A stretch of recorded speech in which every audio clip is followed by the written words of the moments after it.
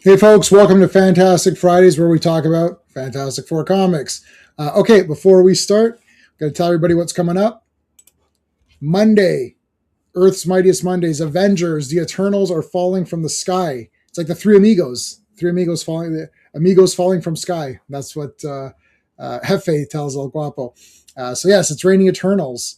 So that'll be fun. I read these issues. It is a lot of fun.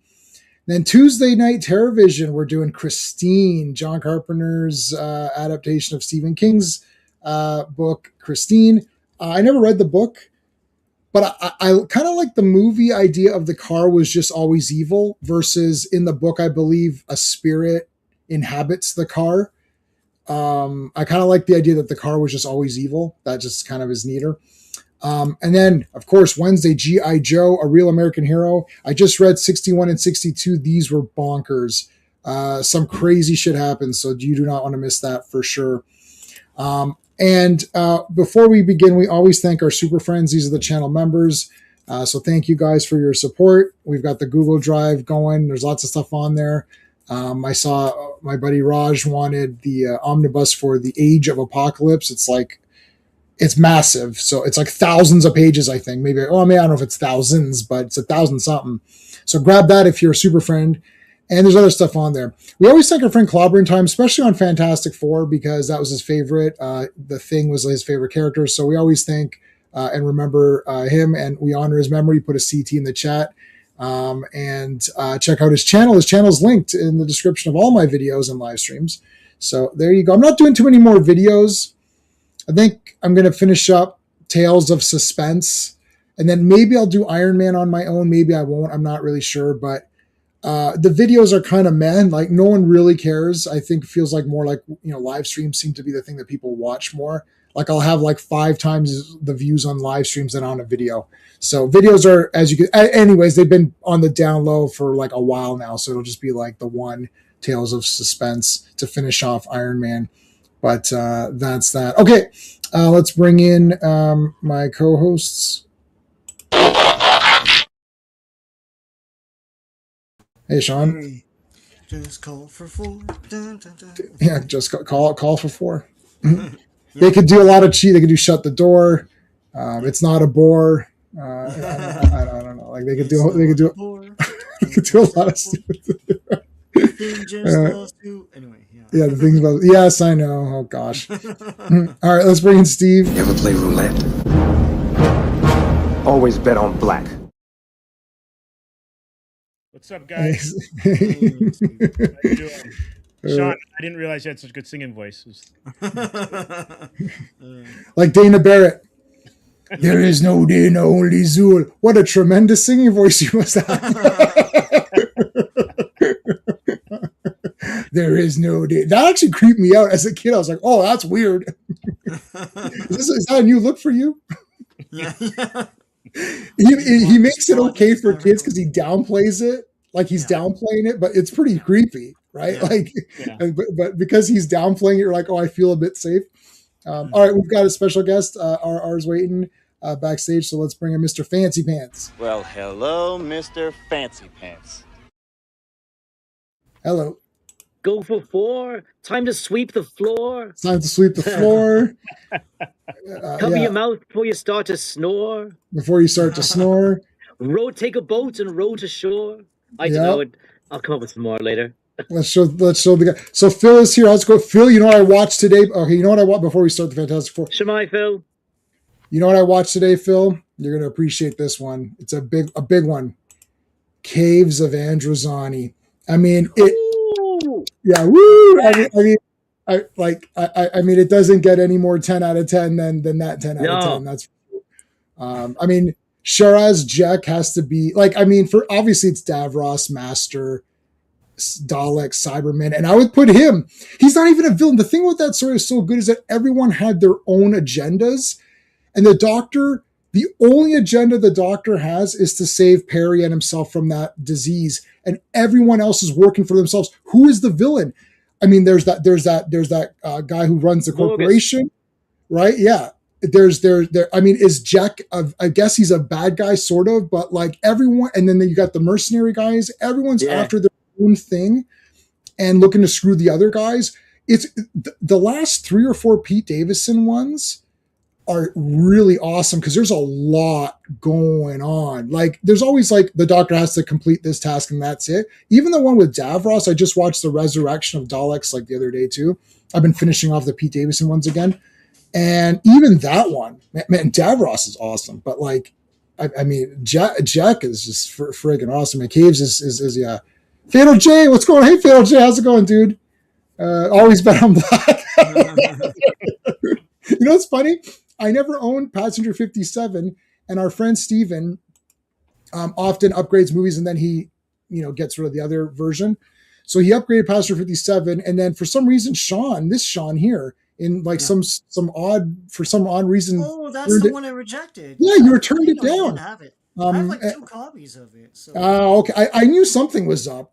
I was like, why is there a DVD here, Steve? He's like, oh, Sean didn't want it. I was like, holy shit, what's happened? Something's happened. What happened? He didn't want it? And I was like, there's something going on. We got to get to the bottom of this. And then the first thought was like, well, he probably already owns it. I was like, well, yeah, that's true. So I was like, I'll take it. So I it's a DVD, so it's bullshit, but it's better than nothing. DVDs are awesome. Stop. Except for that, except all of them are bullshit. They're the VCD okay. of our age. They're the VCD. I do have VCDs still. They're everywhere. Yeah. Yeah. Who else? Oh, I'm seeing. The top row has seen it. I don't know, yeah, Steven. Steven, are you going to go see the Transformers, the movie? I'll see it. I saw it in the theater when I was a kid. I don't know. So did I. Oh, sorry, Steve. Yeah, no worries. Go ahead. No, I was going to say, I don't know if it's playing down here because, of course, I'm on the other side of the world, right? So yeah, I'm made it to Canada. dialing in from tomorrow. Yeah. It did make it to Canada. So we got that. So and then Steven is going as well. Steven's going with me or whatever. So yeah, we're going to that. I did see it in theaters when it came out. I'm looking forward to it big time. I've seen it. I've seen it a million times. I even bought it on YouTube, like just so I could have it on my TV anytime. I just play it on loop a lot. Yeah, I never saw it on in theaters. So and it's one of those things like it's part of me because I've seen it so many times. I have a lot of emotional stories about it, but I've never seen it in theaters, so I'm looking forward to it. Like I'm really actually because things have been happening in my life, and I'm like, please, dear God, have nothing happen in that week, so I can watch this movie. You'll make it. Priority was a priority to me.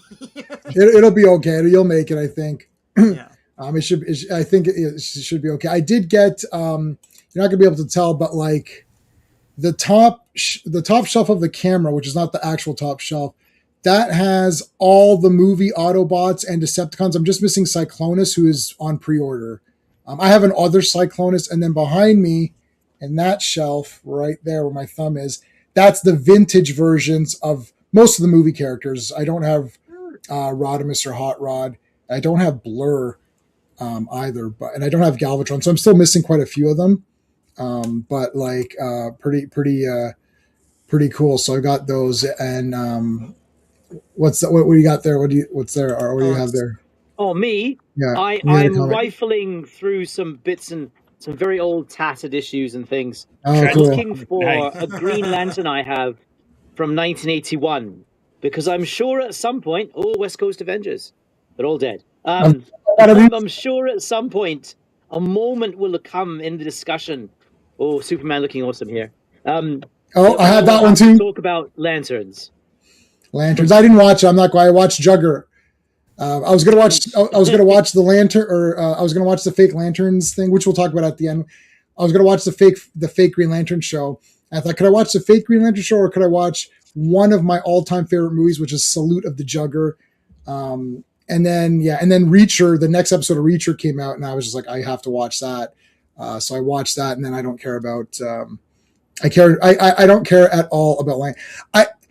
I don't care. I want everything to fail and go away, and I don't want any more superhero stuff because it's all fake anyways. Or the opposite.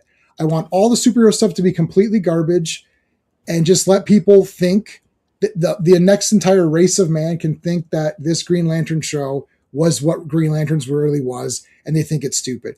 Because there's a guy Nerdman, I don't know if you guys know, Hot Takes Tuesdays was this thing. So Yeah. Nerdman had seen Dune because I told him that Dune. I only read the first 4 books of Dune, and I thought they were awesome. Like I even like That's a lot. yeah. There's a lot in there. There's a lot, but only 6 Herbert ones. The rest is like the Sun and Isn't all that of only? It only takes about 5,000 years, doesn't it? The first 4 books. Yeah. It goes to Leto. So Leto's the worm, like God Emperor. He's the worm, or whatever. So I like the worm. Hey, Phantom outside. How's it going, dude? I love the Worm book too. I thought he was awesome. Anyways, so I read those, and I like the Dune movie, David Lynch, and I've got the miniseries and Children of Dune miniseries and all of that stuff. And I even have the Dune Lynch version, which is the really long one, which literally the screen pauses and then it talks like it's crazy. Like it's just a weird movie. It just pauses and gives the whole backstory of a guy. So and then the movie's fine, but he makes it rain at the end. I mean, that breaks the whole thing. So that was crummy. But anyways, I saw the new whatever, the Boring. Boring. As Sean says, what's the guy? Delanue? I don't know. Whatever the fake. Denis Villeneuve. Villeneuve. He's from Sure. Quebec, man. Yeah. Oh God. Is That's he really? Oh, he's French. yeah. Yeah. So Denis. It's Dennis. So Dennis made his movie. I was like, this is boring and it sucks. And then Nerdman, who never read any of the things and never saw anything for Dune, he went to go see it. Canadian.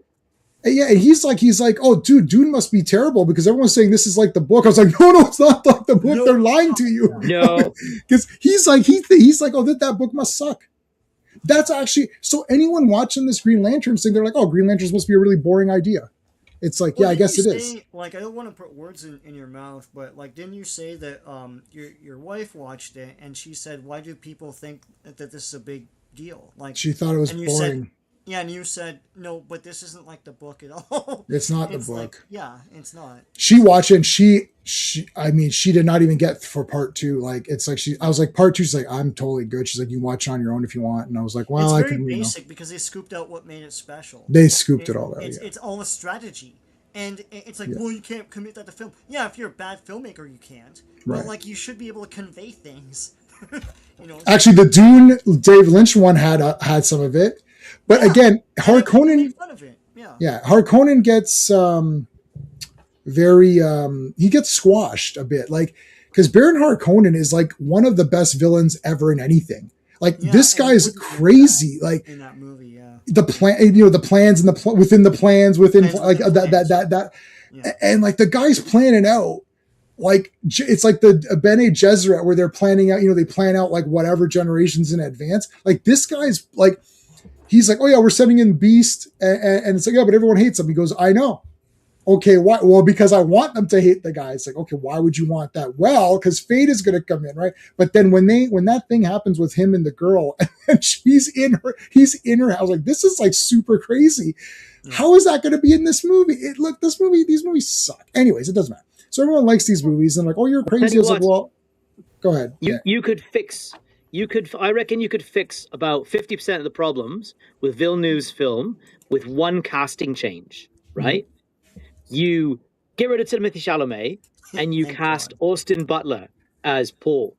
Austin Butler played Fade, but you cast him as Paul, and I reckon then you have suddenly someone who's believable as a charismatic leader, as a fighter, as someone who people will rise up and follow. Because he played Elvis, right? Convincingly. So that's my take on Dune.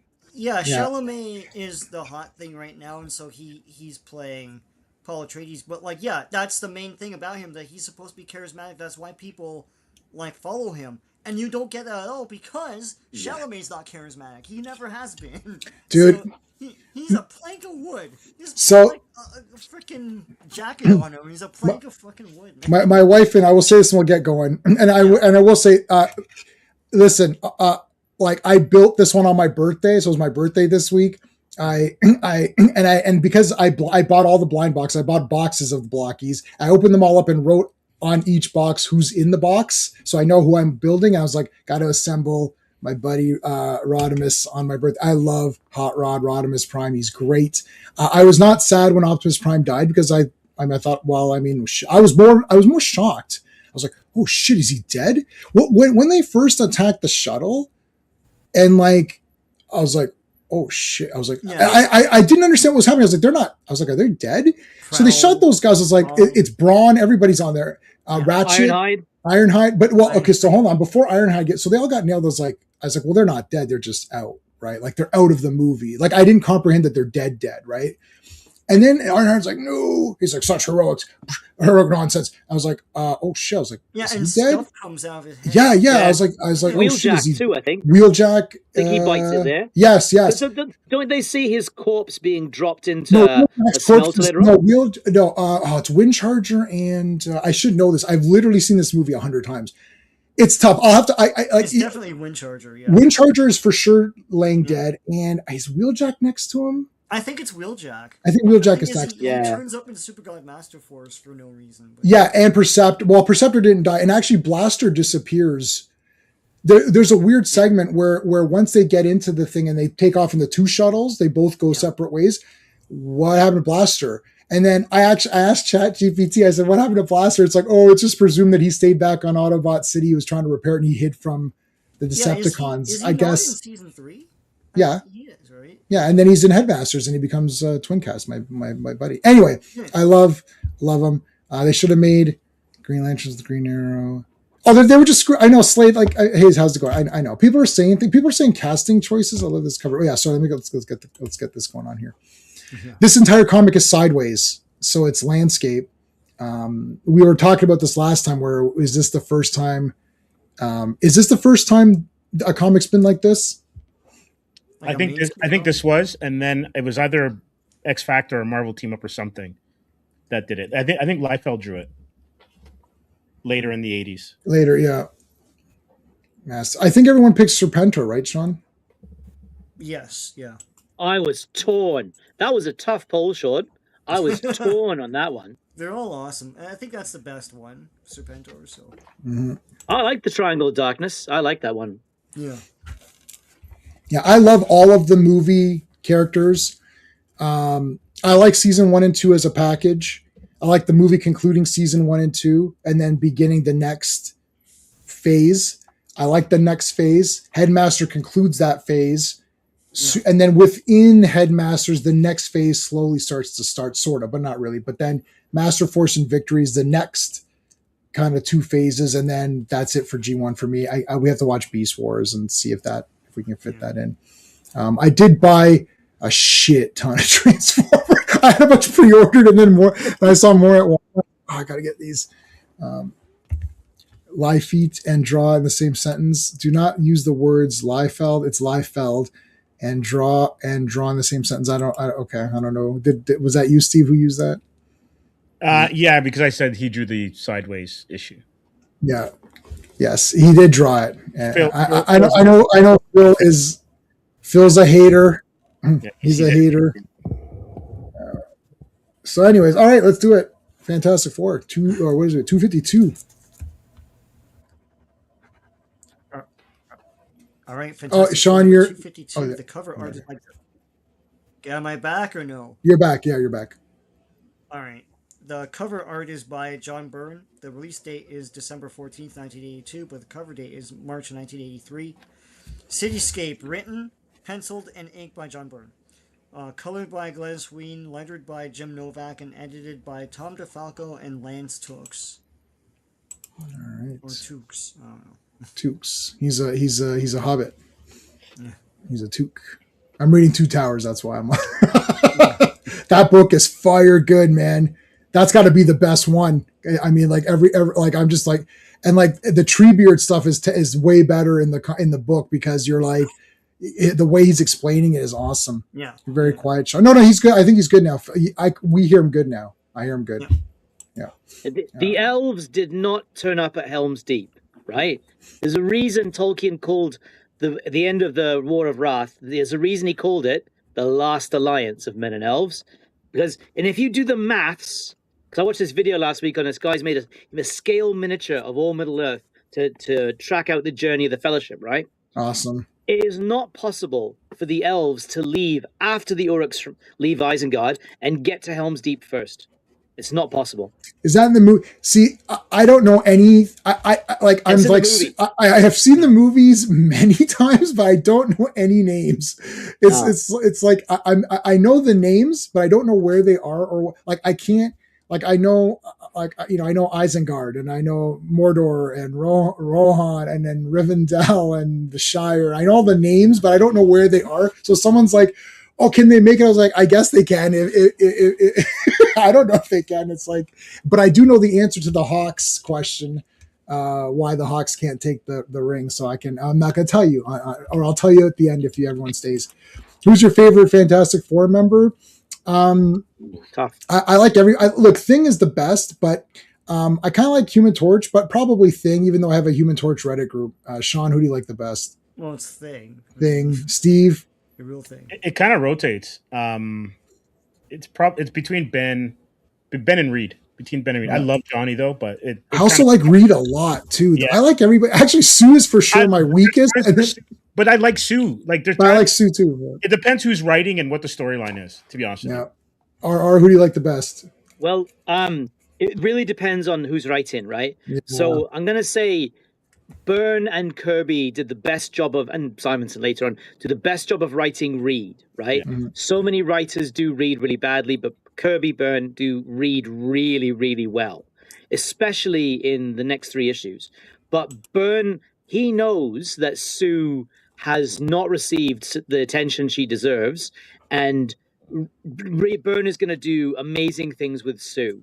And with Sue and Reed's relationship as well. So there's great stuff to come, you know? Right. And check this out, virtual reality. I'm wearing my Doom shirt today. And this is a Walmart $12 special. So when did you ever think in your life that crummy Walmart would have... This is official. This has a Marvel tag. This is an official Marvel. No, sure. Like, isn't that crazy that you think that we're that far? You know, I saw Venom. Venom is there. Like all of the guys that are coming up, right? Like, so Venom was there. Doom. I was like, wow. Like you never thought that you have to go to a comic shop to get one of these shirts or something, right? It's like not like, oh, I was at Walmart. I was like, oh, $12. I'll grab that for $12. I need a Doom shirt.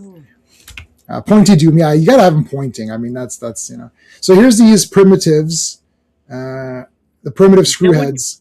Wouldn't you say that with these 3 issues tonight that this is Byrne doing Star Trek? Yeah, big time. It's super Star Trek. There's such a Star Trek feel to the whole Negative Zone saga, especially these 3 and the next 2 issues after that. It's so Star Trek. Like these are all Star Trek tonight. Exploring concepts like this one, but then the next issue as well. It could be an episode of TNG. Yeah, and of course the one after that, he borrowed from Doctor Who. So yeah, so here's Taya, who's being all shunned, and Tanner. It's like the husband or mate or whatever. Tanner. It's Mork. That was Mork, and that was Minnie. No. Pam Doll. So here comes that egg, or whatever, the FF egg. Yeah. We're free. Give us free. All right, so they come running out, or whatever. They're like, oh, look we're in the negative zone. Isn't this negative? No. So they automatically, I don't know what, get nailed by these, primitive screwheads. And what do we think of Pedro Pascal? Garbage. Yeah. I thought everybody in that movie was garbage. As the character. The writing didn't help, right? Yeah. I mean, Pedro Pascal possibly could have been a very, very good Reed, but the writing for the character was wrong. Yeah, that's a good point. Let's go with that point. If anyone has seen Narcos, seen Pascal in Narcos, and then his turn in Game of Thrones, you know the guy's badass. He can be badass. It's the source material that the words that he's given on in the script, and that Fantastic Four movie is a flat movie. So yeah, I don't think he really cared. I think a lot of these people don't care. They're like, yeah, I'll get my money and I'll be in it and I say my lines and that's it. You know who would have been a good Reed? Hugh Laurie, who played House. Oh, Yes. Yeah. That's a good yes. That Yeah. guy, I like that guy's face. That's a good Reed face. Yes. It was good. Oh, dude. No, man, it wasn't. we'll talk about that. If you've been because I'm bulletproof. I've read 254 plus issues of Fantastic Four. I'm pretty bulletproof. Lanterns, I'm not bulletproof. I've only read 40 issues of Green Lantern ever total, and none of the big. Oh, I read some of the team up with him and Green Arrow, which I do not like. Actually, I don't like that going on the Heroes on the Road or whatever the hell it's called. I don't like those. But I did like the Grant Morrison comics where it was season 1 and season 2. But I'm not bulletproof on Green Lanterns, but I'm bulletproof on Fantastic Four and Avengers. Like we're going to be at 300 issues of Avengers. I'm bulletproof, man. Like if I say it, it's accurate. It's like you can't win on that. Lanterns, all this other garbage stuff I don't know anything about. If I watched Lanterns, I would assume Green Lantern's a boring ass comic where nothing happens. That would be I guess this is like the comic, boring and stupid and garbage. It's like Doom should have been in it. Well, he'll be in it now. Stephen Fry is the Thing. Oh, I like Stephen Fry. I don't know. Hey, Al. I don't know, Phil. Thanks, Jay. I don't like that they say in that trailer that he was a caring man and then he. Yeah, that's a lie. Yeah, it's that lie. MCU sympathetic villain bullshit. It's like he's always been an ass. It's like, oh, there's no such thing as evil. Yes, there effing is. Like, what? Stop it. God. That's fake. That entire thing is he used to be a caring man. Lie. And then this happened. Lie. What issue? Sue, can you tell me what issue number that was? Let me look it up right now. I've got them all on the drive. Which one was it? What comic was that in? Nothing. So go away. And don't quote comics that came out from 2000 and up. I know. That's the other thing. What happened in this comic? It's like 2011. That doesn't sound like 1962 to me. Yeah. What talking about? Well, this was in this comic by this loser writer. No, that guy. No. Okay, so that's Tanar and Taya, and we don't know exactly what, but she's been shunned. Something's going on with her. She's been chosen, shunned, whatever. Hey, FK, how's it going? Are you skipping? No, I'm not skipping any Avengers comics. I'm not skipping any Avengers comics. All right, so we've got this lady. Okay, so they fall from the sky, the Fantastic Four. So now they're like, oh my god, they fell from the sky. This is they're like the sky fallers. Somebody always falls from the sky, like Indiana Jones. I was just rearranging my Indiana Jones shelf, and he fell from the sky with Short Round and all that. So all these people always fall from skies, and then there's always some old person who's like, oh, they fell from the skies. That means something. Over a whole country. Yeah. I like that guy. I like that guy. Yeah. Yeah, he told a good tale, man.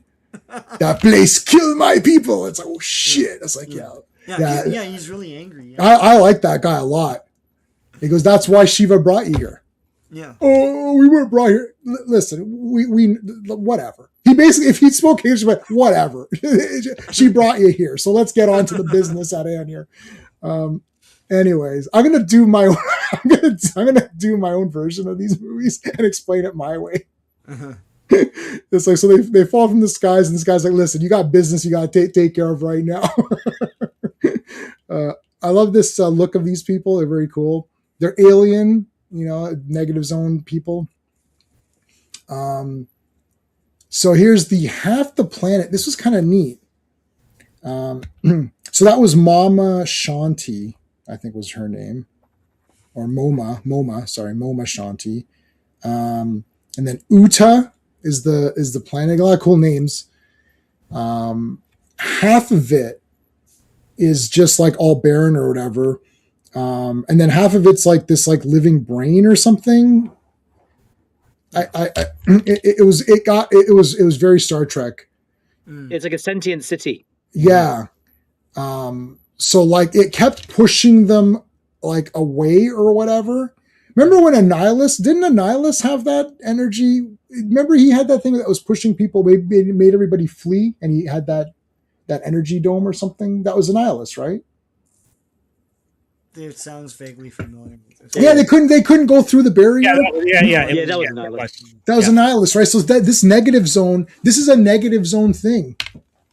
like this is just something that happens in the negative zone. Guys like Burnt Victim Johnny Storm, Human Torch will look like him just fine. Burnt Victim Johnny Yeah, when Storm. was Oh, that? So basically- that's rough. That's coming up Oh, Yeah. in a few weeks' time. That's a rough issue, mate. okay. I haven't seen that very yet. Then Yeah. I've only read this many comics. So there's the old woman with the Yoda cane or whatever. That's a pretty old lady there. Yep. Yeah, It's like, I think it's important to note that Reed has been incapacitated. yes, that was early on. So she tried to Very block. important. Because this Uh, leads into what R was talking about earlier about Sue ascending in terms of her rank. Because if this was in like 68, it would be Ben talking at Yeah. this point. Yeah. So half of it is Canada. Then yeah, that's right. Oh, it's a bit harsh. We don't. We like our space, buddy. We don't want. We need to. We don't like that. What was that planet on Star Trek where everyone's walking around next to each other? No one could take a piss. Yeah. It was like super Yeah. fake. Okay. So yeah, the buildings like threw us out. It's like, okay, well that's shit. They're like, yeah. So anyways, meanwhile, Annihilus is back home, breaking. You can't leave this guy alone. He just breaks shit. There was collectible plates, a lot of Royal Dalton plates that were all smashed up. They had some nice fine China dolls, and that all got Frame pictures and stuff. frame pictures. They had some old government documents framed, and he destroyed those. Like he's just a dick. He did also throw a little kid into a wall. Yeah. Ah. Wow. Okay, this is crazy with Alicia John Byrne. What are you doing? This is crazy. This is like Predator. It gets Yeah. crazier. Yeah, Oh and the my skirt God. defies gravity as well too. Like there's no Yeah, of science where course. the skirt drapes like that. Whatever. That's why he's from the negative zone. Yeah. Very negative. Yeah. Yeah, that's nothing positive happens there. Exactly. Actually, to be honest, most of Annihilus's plots end up with him exploding. Like, at the end of most Annihilus stories, he explodes, but You can't you're always survive happy to it. see it. As a reader, you always feel very satisfied when he's like, Yeah. boom. Yeah. That's very satisfying. Goblin Hag. That's MoMA Shanti, and this is Alicia Masters hanging upside down. She's got nowhere to go and all day to get there. So I was listening to Styx earlier, so that's kind of my. Okay, so anyways, here comes the big. It's all of the primitive tribe things, What's the TOS episode? What's the TOS episode with the giant sort of dragon mouth and the exploding plants and they have to sacrifice to it? What's that called? Oh, I even though I've watched all these shows 7 times, I don't remember any names of anything. The original series? Original series. Yeah, with the One of the red shirt guys gets killed by he steps on explosive rock, and then there's another plant that shoots darts into him. Yeah, it's the apple. There you go, the apple. Yeah, but there's this giant. Yeah, there's this giant dragon head. Thanks, classic. Yeah, Giant dragon head they have to sacrifice to. Yeah. This is that episode. Yeah, it's the red skinned people with the white hair. That's the one. That's the one. And they don't. I don't know. They're not allowed to like love each other or something stupid, right? And then they learn about sex, and they're like, hell yeah, and then whatever. Thank yeah. There's class. Thanks, classic. Ball. That's it. Ball. Yes. Yeah. Bal or whatever. And I asked never learned, Sammy. You don't how you've all taught. Yes, that is true. Do not. Yeah, that is. Yeah. All right. So they're going to sacrifice. They're going to make the girl walk into the city. And it's going to eat her or something, or we don't know what's going to happen. It doesn't feel like it's any good. Like if this was Dungeons and Dragons, everybody would do like checks and then use a 10-foot pole to poke into the hole first, and then the guy with the highest hit points would walk in first. So it's like secret passages. Search for secret passages. Yeah, is there any light source? All this other bullshit. So Thing is going to bust it or block the thing or whatever. They just eat fruits and veggies. Yeah. God, they got to learn how to cook meat on that planet. He's uprooting a lot of rocks here. It's his favorite move in this. Yeah. He and Johnny are really destructive, actually, in this issue. Very destructive. Has the most dead red shirts. Wow. And red skins. They could have had some red skin dead people too, I guess, but didn't want to. Alicia goes commando. I don't know. That's very rude, Phil. The vegan. I don't know. No, there nobody likes vegans. That's Oh. No, not they don't even like themselves, because if they did, they'd treat themselves to meat. All right, so Reed wakes up. Okay, why am I sleeping on this hay bag or whatever? There's a kinetic panel for you, eh? Yeah. Like, what that conveys a lot with one panel, I think. Yeah, like that, like whipping all around. Yeah. Would she even know? Yeah, she could feel it. Yeah, so check this weird. Yeah, you're right. Yes, RR, you're right, because it was like a whole machine or something behind that, right? Controlling them all. Yes. Yeah, once you pass that mouth, basically it's nothing. It's rubbish, but they're just scared, right? So they kept bringing it the food or whatever, and it just, it burns it up or whatever. Okay, yes, I remember.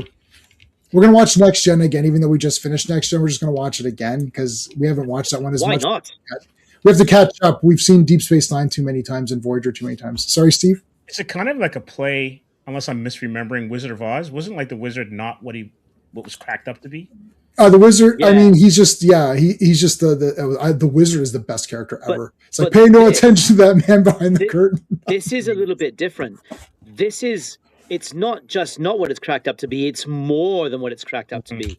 What Reed's going to freak out now, because essentially they're tearing apart its brain. That the city has become sentient and it's evolving into a new life form. So he was kicking them out, the people, just to protect as a virus. Right? Yes, with a virus. Yeah, exactly. Yeah. It's becoming a life form, and they have just seriously damaged it, if not killed it, right? I thought that they killed it. My impression was that they killed this thing. The thing is, the city itself kept expanding itself, and it was going to cover the whole planet eventually, I guess. But this brain, whatever thing it is, it's like they don't know, and they're like, well, this girl's getting hurt, so they just come in and Ben like is basically ripping apart its brain, I think, here. Yeah. And they're like, oh well, that's it. Let's move on. Let's kill some of the people in the other. Them's the breaks. Maybe they could use the brain for food or something. It'd be a whole new. They could have like food trucks and stuff with like. And this is where like the Prime Directive in Star Trek really, is 100%. 100%. And then it also shows like even though you could be well-meaning, you could be absolutely destructive as well too, just because you don't know. And it's in a certain perspectives. Like if you take everything, this might be controversial to say, but if you take everything at face value, where everything that is living or sentient has a place, and then you break it down even to like organisms or bioorganisms or whatever. So if you have a cold, do you kill that organism to let the other organism live and all that kind of stuff? So it's really philosophical questions, because there are religions. I think it's the Jain religion where they're essentially vegan because they don't kill anything to eat it. They don't like kill living things, but they're not obviously then thinking of like microscopic life forms or organisms, because then they wouldn't be able to, I guess, combat a cold or fight. Yeah, everything is killing some sort of life, right? Yeah. Go ahead, Sean. No, also plants. I was going to say. Oh, plants. Yeah.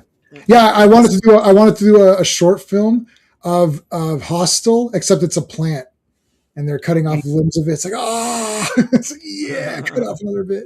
Well, it's interesting that you mentioned that. Sorry, RR, because like I've always thought, you think that so eating meat is bad, but when you clip or when you pull something like a vegetable or something out of the ground, are you not displacing it and shocking it in a way that we're not aware of? Because at least when I was a kid, if you played music, it was that kind of thought process to stuff. That was The Happening, the movie The Happening, or the plants fought back or whatever, which is a cheesy movie, but I thought it was kind of funny. That was a very 70s thing that, like, maybe the plants are sentient. Like, that was all over television. I have that Leonard Nimoy thing where he explores that in Search of or whatever. Yeah, his show, whatever that show he did afterwards was. Yeah. Yeah. So if you don't, I mean, you got to eat, right? Now, what I just would want to draw attention before you go, before Yeah. you scroll up. Look at the expression on Reed's face in those Yeah. two panels. That really tells a story there, right? Like it's Yeah. profound regret. You know? Yeah, like what? I mean, what could the answer had been? There was an Enterprise episode where Phlox was on a planet, and there was two sort of race of beings, and one was like sort of the subservient race because that's just the role that they've always played. But when he started doing some genetic testing, there's like some sort of plague or something. It wasn't infecting. Yeah, season 1. Yeah, it wasn't infecting the sort of the lesser guys. And he's like, holy crap. He goes, evolution is taking a turn here because really there can't be two species. And he's like, if I cure these guys, because what's supposed to happen is like those guys are supposed to die off. That's right. In order for them to evolve, because they have more capabilities. If they evolve, they'll be better and smarter. But these guys need to die for that to happen. So nature took its course. He's like, I can cut that off, but then I'm picking which. Oh, Yeah. that was awesome because that was a real thing. Not like plants and people. Doctor. Like, get out of here. Doctor is the name of the episode. It's Doctor, episode 13. Because we on Admiral Teague's channel, we had a really big discussion about it because it's probably the most Star Trek episode of Yes. the first season of Enterprise. Yeah, and exactly like you say, that Phlox realizes I may be playing God here. I'm Yeah. interfering with the natural flow of events, and this is before the Prime Directive. Yes. Steve mentioned, this is before the Prime This Directive. is before, existed. yeah. Yeah, so it was brilliant. It was really good writing. That Really was good. awesome. And yeah, and what do you do there? Because those are two equally important species. This isn't like saying, oh, we have to pick the plants versus the animals or something. Well, okay. But like, it's like, you're like, and then he literally is picking, because if he helps them, that's it. It's over for that other, and if he doesn't help them, they're dead. So no matter what he does, one person is getting effed over. Enterprise is a great show for the most part. But in any case, that one was a really good one. I really like Phlox in that one. He's always great, Phlox. I like Of Phlox a all- lot. Yeah. Of all the doctors in all of Star Trek, I would have, if I was dying, I would have him. I For like two Phlox a reasons. lot. I tell you. So, McCoy, too temperamental. Yeah. Picardo, terrible bedside manner. Dr. Crusher and Dr. Pulaski, a bit wishy-washy.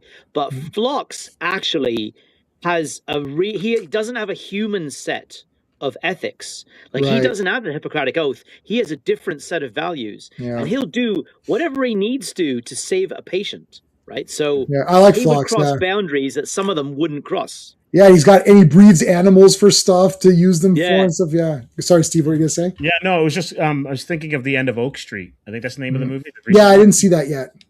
And so it's interesting, but it's one of those things where it's like if because of the time dilation and displacement that's part of the script, if you put everything together, certain species are not going to survive, because there's no way that we would, as mammals as we are now, would have survived being in the dinosaur age. We would have been absolutely wiped out.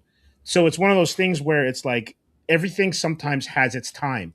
Yeah, that is the other thing too. And There has to God be had a like, chance. you want dinosaurs walking around right now? yeah, no. Although I'd like to have a pet dinosaur. That'd be bad. Imagine a Triceratops. You had a Triceratops as a vehicle or Could something. ride That'd it be to cool. work. Yeah. Imagine the Flintstones, eh? Treatment to ease the pain. Yeah. He's not a magician. Damn it. Yeah. Oh, good one, Al. I'm a doctor, not a bricklayer. You want Yeoman Range? Will she go with the bang? Bones, I've got a headache. Damn it, Jim, Oh, sorry. Yeah, damn it, Jim. I am a doctor. I Yeah, should that was be. that SNL sketch where someone's choking. He's like, "Damn it, Jim! I'm a doctor, not a and then he Oh, I watched that. Is that the one that you guys sent me? That I Yeah, didn't think I that was. I didn't think it was that good. You know what I found out? I don't like making fun of Star Trek unless I'm doing it because I'm doing it in a kind way. I don't like other people making fun of it. It's like, go away. You didn't write anything good. SNL sucks. I don't like SNL. No, but what's his name? Khan being the safety inspector was funny. No, that is no funny. sneeze guards on the salads. Yeah, it's all right, I guess. It's okay. I'll give you that. I'll say it's okay. No, I don't like. Yeah, I can't take like off brand Star Trek or whatever. Malcolm and Superman. Remember, it was a story of a kid with a triceratops. Yeah. Okay. I remember this cover as a kid. I remember seeing this cover on the newsstands. One thing is that in Burns' era, the cover game on FF went through the roof. Yeah, it's all good. There's one with Galactus and Nova, Mm-hmm. and it's a half shot where Galactus 257. 257. Yeah. You know exactly what I'm talking about. Where I know, I do. I can't believe I can't make it next week, and you're going to talk about 257, which has one of the greatest Galactus sequences ever. I'm gutted, but I can't make it next week. But yeah, go on, Steve. Oh, yeah, tell him, mate. Oh, yeah, it's brilliant. It's a great cover where half of Galactus's face is a skull. It's just hold on. Let me see. Did I use it as my? I may have already used it. Hold on. Let's see. Where's my 257? Yeah. Let me see. That is. I mean, the Galactus elements of that story. 257. A couple of weeks 257. away. Right? Wow. It's actually a couple. You are going to be here for that because. Right. Yeah. And look. Coincidentally, ta-da! Yeah. Oh, great. Oh. So I used it as my icon. No, but next week we're only doing. It's a bit of an off. Hold on a second. All right. You will be here for 257. Hold on. Yes. Let me see. Wait a minute. Let me see what we're doing. I won't say any more because I don't want to spoil it. Oh, the Galactus sequence though. Okay, so here's the thing. Hold on. Because of the way that these volumes work. Next week is only 2 issues of FF, and then week after is 3 because I wanted to get in. There's an annual or something, and I could. It was a weird annual. Yeah, I couldn't fit it in the schedule properly. So next Friday is a bit of a bullshit one, but you'll be here for the Friday after, which will have 257 and 258 and an annual. So you will make it for that.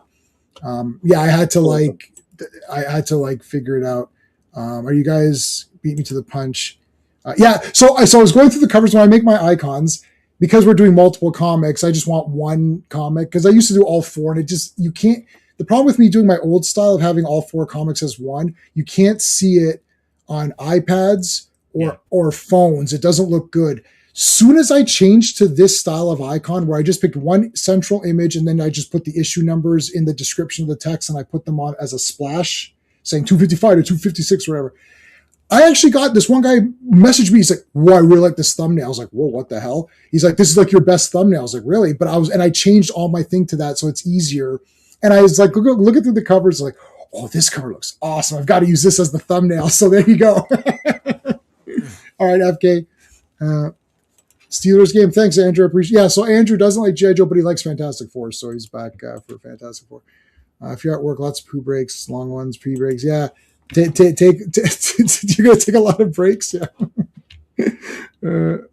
All right. The world's greatest comic magazine. All right. Let's do it. Fantastic Four. Go ahead, John. Oh, go ahead. I was just going to say, I tell you though, so is this 1982 or 83? This is 83. Because you've got to think at the same time, Simonson's doing his run on Thor. Claremont is still going strong on X-Men. So the Marvel's game is just peak at that time. I think Roger Stern is writing Spider-Man at this point. Probably. So it's like everyone's on point or whatever. You can argue that like title-wise, this might have been one of Marvel's strongest eras.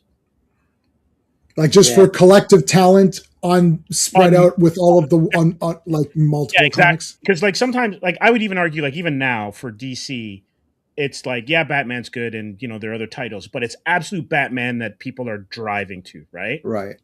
And there are points in Marvel's history where it was like the X-Men were dragging the X office. Yeah, they dragging held everything the Yeah. up. entire company. This one, you can go the Hulk office, the X-Men office, the Spider-Man office, the FF office, and then you even had Thor. the offshoots like Alpha Flight was great for a year and stuff like that. And little miniseries like the Wolverine miniseries was a couple of years earlier. But this Marvel was peak at this point, man. They have to Yeah. go. Marvel can fix itself pretty easily. They just have to go through the numbers. X-Men 97, pretty much everyone's liking. It's finished now. I haven't finished it. Everyone's pretty much liked it, I think. It seems like people like X-Men It's 97. not as strong as the first one, but it's good. But it's still, but well, Bo didn't do all of it or whatever, right? That's So that, why. but anyways, well, season 3 will be the real test because he's completely out of that one. Yeah. But in any case, you still need talent. You need talent. So that's goes without saying. You need talent, period. But go to where the things were the most popular and see, in Heroes Reborn, whether you like it or not, that did bring Layton on back Iron Man as well. Iron Man. Oh, okay. Yes. So even Iron Man's awesome. Yeah. Oh, yeah. Yeah. This is peak Marvel. Yeah. Yeah, but you can't Uh, go back to what was popular because all the things that influenced that are sort of dead or Yeah. So you need It's people kinda who the like that. Star Wars argument that like you can't Star Wars can never come back because that vocabulary and understanding and language of pulp science fiction adventure is gone. It's not the way people write anymore or understand unless you read it and no one reads it. So Yeah. So, but well, no, that doesn't mean it's not impossible. That means you need to find the right talent. You need to have the talent. The one person on Earth that can. There's lots of people on Earth that can do It's it. probably They don't- somebody on this panel or in the chat. In the chat, yeah. But they don't want the thing is they don't want that because they don't care. That's it. Like why make a Green Lantern show that is like a Green Lantern comic? Why? Nobody cares anyways, so they just make any show and people just say, "Oh, I thought it was pretty good." And then they move even if they thought it was great. Brand new day, they thought it was great, but it's over. Like in another month that'll be over and it's not going to resonate. It's not going to really stick because all it has going for it is Spider-Man is cool. But there is no world of Spider-Man that stays where you're interested in what's happening in the world of Spider-Man. You're only interested in just Spider-Man. So once the next week comes out, if Tom Holland's out, the very first week that Tom Holland's out, it's over, right? Because everyone's like, I'm done now, right? 'Cause- No, hype of I the don't new know. guy. If they cast Miles Morales really well and write him really well, like to that's my a mind, lot of ifs. That's a Yes, lot of big if. times. but like Aaron Pierre is cast well in Lanterns, but not written well. Right. So Like, that's Kyle two things you Kyle need. Chandler's cast well, but not written well. Like, I reckon Miles Morales could be a really great character with the right writing and the right casting. That it could keep. And Spider-Man, as long as Spider-Man himself is good, his movies are good. All right, so hold on. You know what proves that? Guardians of the Galaxy's first movie. Yeah, You can take characters that no one cares about Yeah. or in the dustbin or whatever. And if you put them in a compelling narrative and you give them good things to say and good things to do, you're going to come up with something that's really entertaining. Yeah, and then it was done after because then no one cared about part 2 and part 3 people thought it was okay and it's over. Like it's already over. Spider-Man's the only guy that can do it. Okay, so hey Raj, thanks so much. I'll give you a flame on. I know you want your ScarJo thing. I don't have as many GIFs, man. This thing blocks like certain sizes, so I can only give like certain. You just basically get the same ones. But thank you, Raj. I appreciate that. When are comic books going to be? I mean, there's a lot of audio dramas already of them. Timothy Chalamet playing Miles Morales. What I mean, Miles Morales has had 15 years of publishing now. What are the 5 big stories? I know nothing. I There, I just. Do you want me to put them in order what's though? this Green Goblin? What's it? Like what the hell? Like Right, it sucks. Okay, let's go to this issue. We didn't do the credits. I know it's 83. sorry, Sean. Did we? Oh, okay. Fantastic Four 253. Cover art is by John Byrne. Ooh. Release date is January 18th, 1983. Cover date is April 1983. Quest, written and penciled and inked by John Byrne, colored by Gladys Ween, lettered by Jim Novak, and edited by Al Milgrom and Ann Nocenti. I think that this is like one of her first ones, I guess. Like this is her Quest. first year. That's a top team. It's friggin' looks It's like Shockwave. Or what? yeah. I was gonna say it's Shockwave. I was literally gonna say it's Shockwave. I was like, wait a minute, I know who that is. Now this is a Star Trek issue, Yeah, I like these guys. even more so than the last one. These are the Castorians. Castors, yeah. Castor, yeah. Castorans. Yeah, Castorans. I never know if it's E's, ins, like it's like. Yeah. All right, so here they come. They're very they look very good. It's kind of like a little bit of like Thanos mouth, but like stocky. All right, here comes the Fantastic Four. They landed on their ship. How did you guys get on board here? What the heck's going on? So they're on the alien ship here. They get nailed. This is a big time. I think this is in Star Trek. There's a few Star Treks where they find a ship where people have been living. Yes. I think even original series. It's a Voyager episode. It's a trope.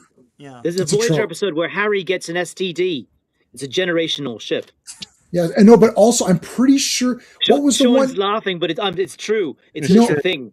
Classical back me up on that. Yeah, no, I've seen it. I've seen all the no. But original series had the one where McCoy fell in love with that woman. There was that rock, that ship. They didn't even know they were on a ship, and they were just living out there. They were just living there forever and ever. That's Remember that one? They had it was like a block of a stone or something, and that's one where McCoy and the girl liked each. Like he never gets a girl usually, right? He does every so often. He'll get one, but like this was one that he got, and then. Kirk and Spock were kind of like the meddlers. Classic will remember the name of the thing. Anyway, so these guys are like, what the heck happened? But you notice, though, the FF are being, well, Ben's not, but Johnny and Sue are being more restrained in how they handle these guys after the last episode, where, at the end, they basically killed an emerging life form, right? Yeah.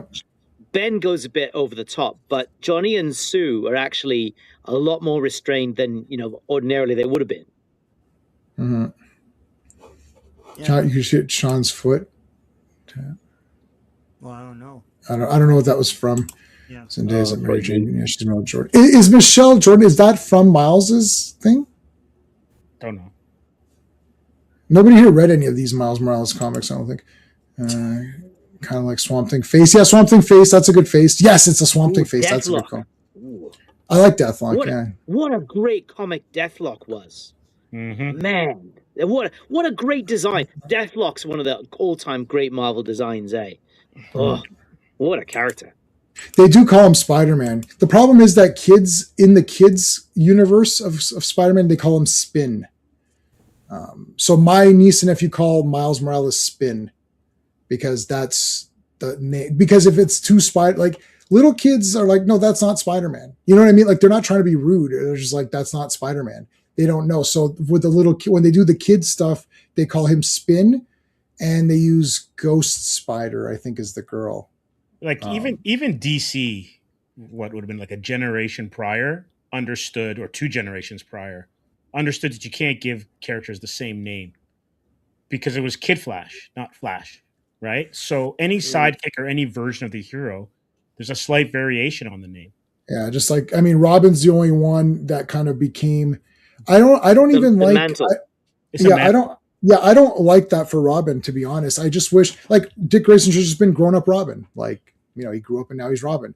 As a Titans fan, though, I will say him becoming Nightwing is such a great arc and such an amazing transition for that character because it actually. How do I put this? It didn't because legitimize is not the correct word, but it basically made the Titans completely different. They stepped by him and Kid Flash leaving, but more so him becoming Nightwing at the end of the Judas contract. It brought the Titans out from underneath the shadow of Batman, Superman, Wonder Woman, and all of the older characters that they were the sidekicks of. Yeah, Nightwing's a great name, but it just opened the door to this like, oh, anyone's Robin now. Like every person that I speak to outside, I think people have I think us in chat and fans have underestimated the lack of knowledge the normies have. Like, we're talking utter lack of knowledge. Like, none of my family, except for my wife, and she only knows because I constantly remind her, that there's anyone other than Dick Grayson who is Robin. If you go to any place, you go to Sean's office, my office, I don't know about your guys', you go wherever and you say, who's Batman and Robin? Robin. Oh yeah, they're this guy. You know, he's like, yeah, come on, the holy whatever Batman. It's Burt Ward. And if you say, oh, there's other Robins, they're completely stunned. I have a lady at work who loves Batman. She's seen all the Batman movies. She has Batman statues. She has it on her desk. And I was like, you know, how many Robins are there? She's like, what do you mean how many Robins? There's just Robin. Like Chris O'Donnell. All right. And it's like, no, there's like, he hasn't been Robin longer than most people have been born who are watching this. Like, he's been Nightwing since what year? 81. Yeah. Early 80s. Yeah. No, But I also think too, So because wait a minute, has he been Nightwing longer than he's been Robin? no, Oh no, No. 40s. No, he's from the 40s, so he hasn't got there yet, but he will get there. he will get there. But here's the thing, though, right? I think because I'll use the Star Wars analogy. Wait, hold on, Andrew. There's 4 Robins. They're on number 4. Damian Wayne is Robin. Yeah. Is that 5 with Carrie Kelly? Yeah, exactly. Yeah. Right.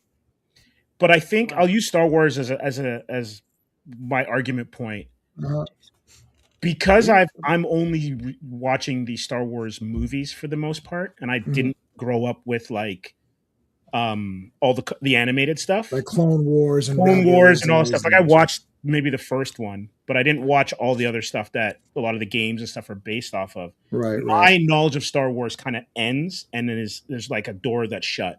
So there are characters that people are going crazy over, including all the stuff from Ahsoka, where I'm like, okay, whatever. Mm-hmm. And I think with Robin, outside of the general public who doesn't watch Teen Titans or hasn't watched Batman the Animated Series or whatever, they only know the films, and the films have not touched on Jason Todd. Anyone else, yeah. Right? Or Tim Drake. And they're not going to do Jason, right? Because they're not going to do Jason Todd because it's too convoluted. But if they would just say this Robin is such and such, and not go back to Dick Grayson's well all the time, like in a way, the filmmakers have not accepted Nightwing. Right. No. Was he Nightwing he was Nightwing's in he became Nightwing in that television series though, right? Because I remember seeing him. Yeah. I'm totally good with Robin becoming Nightwing, provided that's it. But the problem is now there's like 100 Robins, right? But also too, not to interrupt, but there's also this. I think there's the iconography of Robin being a certain age, right? And once you have Robin in his 20s, then visually as well as character dynamic, you have issues. Well, he's a boy wonder. But you could change his outfit. Like, people have changed their outfits. Like, I like Earth 2 Robin. Like, I love that Earth 2 Robin outfit. J-Man, I'm with you. I'm going to go on record that comic book wise, as well as live action, Robin is in the top 5 of designs. And even cool. when they went from the short pants to the long pants, and the cape is black with the yellow on the inside. Yeah, I didn't mind the Chris O'Donnell Batman. The redesigns that was fine. Amazing, right? Yeah, that was cool. I was completely fine with that. Yeah. And then in the next movie, that was Tim Drake's era. Yeah, and then that's Tim Drake's. Even Damian's design is great. Damian looks cool. Yeah, he's a cool figure. Really good. Yeah, that was Tim Drake's outfit that they put on Chris O'Donnell and called him Grayson. But in Batman and Robin, he had Nightwing's outfit, but except just red, not blue. Yeah. It was basically the Nightwing costume, which actually I thought looked really cool. Is that Death in the Family? No, what is that? It's the same era. No, this is a 3-part series, Shadowbox, with one of my favorite villains, King Snake. Oh yes, I know. Yeah, Tim Drake fights him. Blind. Right? He fights in the dark. He's blind. So this is the first time he and Batman throw down. But he was the primary antagonist of Tim Drake's sort of miniseries. There's Tim Drake. Yeah. Well, all right. So, I don't know, but anyways, thanks for joining the Batman stream. That concludes that. Now we're going to start our Fantastic Four stream. When they announced that they announced that Robin was now LGBTQ. That was during the pandemic or something. And so I'm working here in my office, and Jen came in, who doesn't care about any of this. And she's like, they turned Robin gay and all this stuff. And I was like, whoa. And I had to explain it's not Dick the Robin Grayson. you know.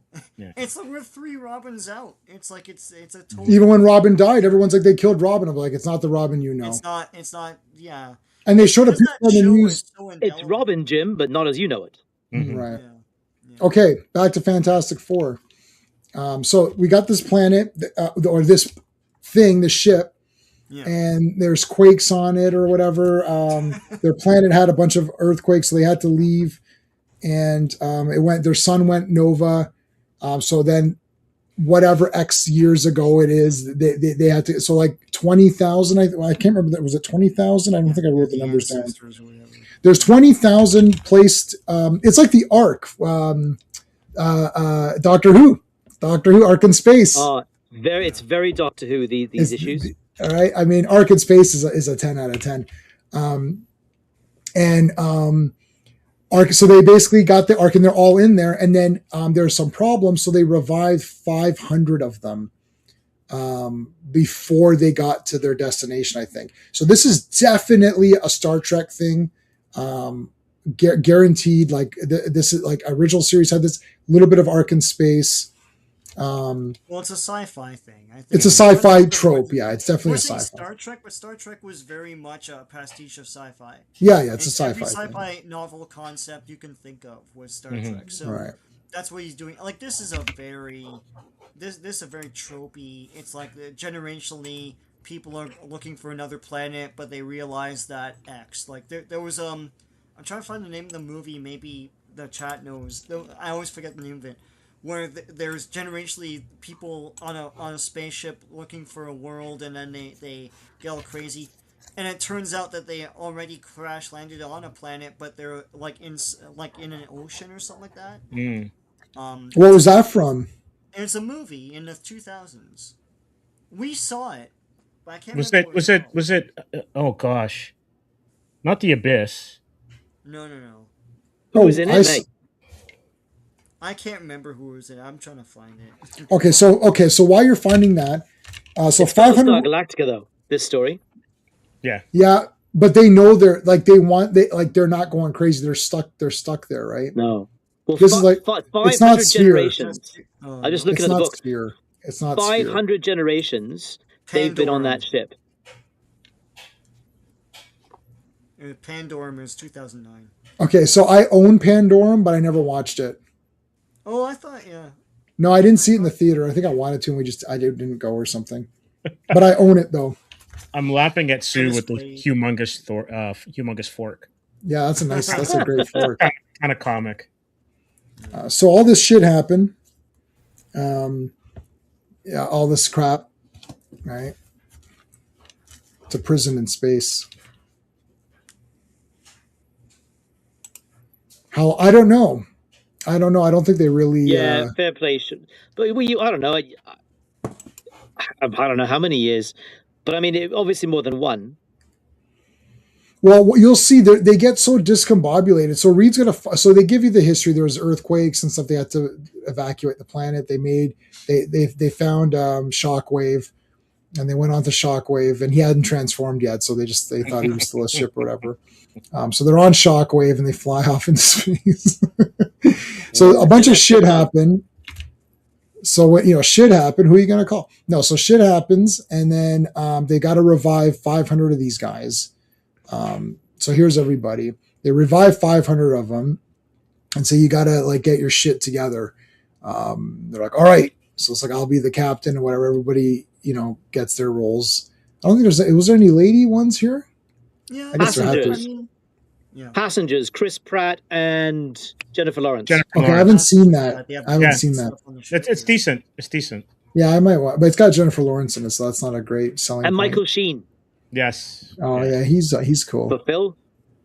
Michael Right. Sheen. Yeah, I'll watch that. But the next thing I'm gonna watch is the John Wick movies again. So, I was gonna watch Lanterns and I might throw John Wick in or something. Yeah, good call. I can't bring myself to do it. Okay, so it's an interesting story. Keep talking. Yeah, well, I like the art here, by the way. Like, I like this interior. It looks awesome. It's lived in. Yes, It's lived in. Yeah. He puts the grime in there and stuff. Yeah. Too. something So you Reed's don't gonna chips like very often. So Reed's gonna help find them a new place to live. Oh, and this is good. Yeah. Yeah. Oh, Julie's my favorite. This is Julie, right? Yeah, she's my favorite. And she's like, "Ooh, I've got to like talk." Yeah, what was she up to? Did I write down what she was up She's to? gonna call Johnny to come, like, check her hair or something. I can't remember, but it's something stupid. Yeah, And, yeah. This hair's okay. It's she gets a receptionist on the other side, who's kind it's a nihilist. and it's a nihilist. He's like, "Oh, they're not here right now." They can't take your call. Leave a message after the scream. Ah. The Fantastic Four are not home. Leave a message at the tone. Believe it or not, they're not at home. George Costanza's "Believe it or not, I'm not at home." You never thought I could be away or something. I forgot what it was basically. Where could I be? Believe it or not, I'm not home. Karaoke. And that's coming back as a comic book. Yes. What? Yeah, it's being kickstarted. Yeah. What's coming back as a comic book? Greatest American Hero. Yeah. The song we were just singing. Believe it or not. Yes, believe it or not. And Bill Catt's part of it. Yeah, William Catt. Oh yeah, Bill Catt. Sorry, yes, I yeah, you're right. Well, yeah, Bill. Yeah, William. Billy. Why it should be Billiam then? Billiam. So a nihilist is took off his helmet. He's getting the bends here a little bit. Yeah. No. It's a good analogy. All right, back to the space mission here. Boy, Alicia's probably lucky she can't see. Right? He's one ugly bastard. Mm-hmm. Yeah, I didn't think that Shiraz Jek was that bad looking. Like, the people were like losing their minds. It's like, you're not the best looking guy, but it wasn't that bad. Do you know what he is? He's the Phantom of the Opera, Shiraz Jek. He's such a that guy's a dancer who played him too, because he's so skinny and it's just like weird and everything. He was awesome. Okay, so they found us. Now I like this. They found a spot. And it's like, all right, well, let's land. It's like, you guys can live on this planet. It's awesome. It can support your atmosphere. It's got the atmosphere that you need. It has all this great shit on there. You can make Nintendo games, and you can there's lots of supplies. You can make stuff. You can make cool things. You could do ping pong and everything. There's like they got a swimming pool. So the guy comes down here and a butterfly shows up and he loses his mind. He's like, look at all this weird shit here. This is awesome. Look at the art, though. Like, the art conveys so much emotion, and you know what they're thinking without a single word of dialogue. It's brilliant. Yeah, it's beautiful. So you got mushrooms here, and they're like, oh, what's that? That's like fungus. You've got this all looks dangerous to me. It's like everything, like the air would be poisoned and shit by all this stuff. But anyway. No, they checked it. They checked it beforehand. Oh, they checked it, so yeah. Okay. No, it's good. This is class M or whatever. Look, a long-tailed monkey thing, and look that's what I'm saying. That monkey thing it makes a great pet. It like does shit for you and everything. Yeah. And, like, those mushrooms are good to eat right there. Lost in Space Monkey. What was it? I can't remember the name of it, but yeah. I don't know. I've never watched Lost in Space. Crap on him, and he's an alien now. It's like, oh dear. I did meet the girl from the blonde girl. Is it Penny or Judy? No, Judy. Who's the blonde? Judy. Penny's the black-haired girl. Yeah, so Judy. I met Judy. Yeah. At a convention for $10 for an autograph, and now for Mark Hamill is $1,000. But anyway. Is it? Yeah. It's $1,000. I saw some of the reactions. I couldn't stop laughing. But yeah. It's $1,000. In our chat. Yeah. For a photo and an autograph with Mark Hamill, it's $1,000. Remember, $1,000. Yeah, and you're like, oh shit, that is $1,000. People, would you pay $1,000? Is Mark hurting for money? I mean, he must have been paid a lot. Yeah, but he's being very fair. He's only capped it to 300 people, so he's only going to make $300,000. Jesus Christ. Okay, but this, I agree with you. This is great. You could just see they're like, oh, this looks weird. They are conditioned, so we don't know how long a generation is or whatever. Like we don't know, as Phil was asking, but it's long enough for these people to never have seen this type of live vegetation and like outside sucks. Like I love outside. If all bugs were gone, then I'd love going outside. But bugs suck. No, there's not any person that likes them. Even if you can control bugs, you're still like you would control them to go away from you. So nobody likes bugs. So they walked out and they're like, holy crap, this is crazy. And they're like, we can't live here. And then Reed explains, well, you could set up a shelter and shit. Like, it's like, we're good. Like your ship could be a shelter. And then, the ship could be and they run back in. Run away. Run away. But they've never seen anything like this. What they've got? No. Yes. Yeah. There's actually a mistake in the word balloon too, in the second panel. On this page? Yeah, Reed Richards is one word. Mistaken should have been moved over. Reed should have been pushed up to the next line behind mistaken, and then Richards. No. I think they say it like that. Yeah, he's been saying. They call him Reed Richards as I think they've been saying it as one long Reed Richards. That's hilarious. I totally missed that. Like when someone says, "I'm Reed." Reed Richards. Oh, hello, Reed. Reed Richards. Like that joke that people always make. So, yeah. It's like, my name is Reed Richards. Hello, Reed Richards. You missed 2 reads. I will not respond to that. Okay. James Bond. Mm. James Bond. $1,000. Prepare to die. You killed the Crastorians. Prepare to die. But it's also interesting too because it's like it's an examination of like psyche, and it's almost like their isolation has given them a Stockholm syndrome to their current like condition, homophobia or whatever. And then when they're in a way, they can't handle the thought of not being under those conditions, right? I mean, the problem is like Reed could disable their ship and they're stuck there. It would ultimately probably be better for them, but he can't interfere. Like it's like, okay, you want to go back on your ship, go. And that's why the previous issue is so important. Yeah, because them going in willy-nilly off of the whims of one aspect of the society that was living there destroyed, basically a living organism. Yeah.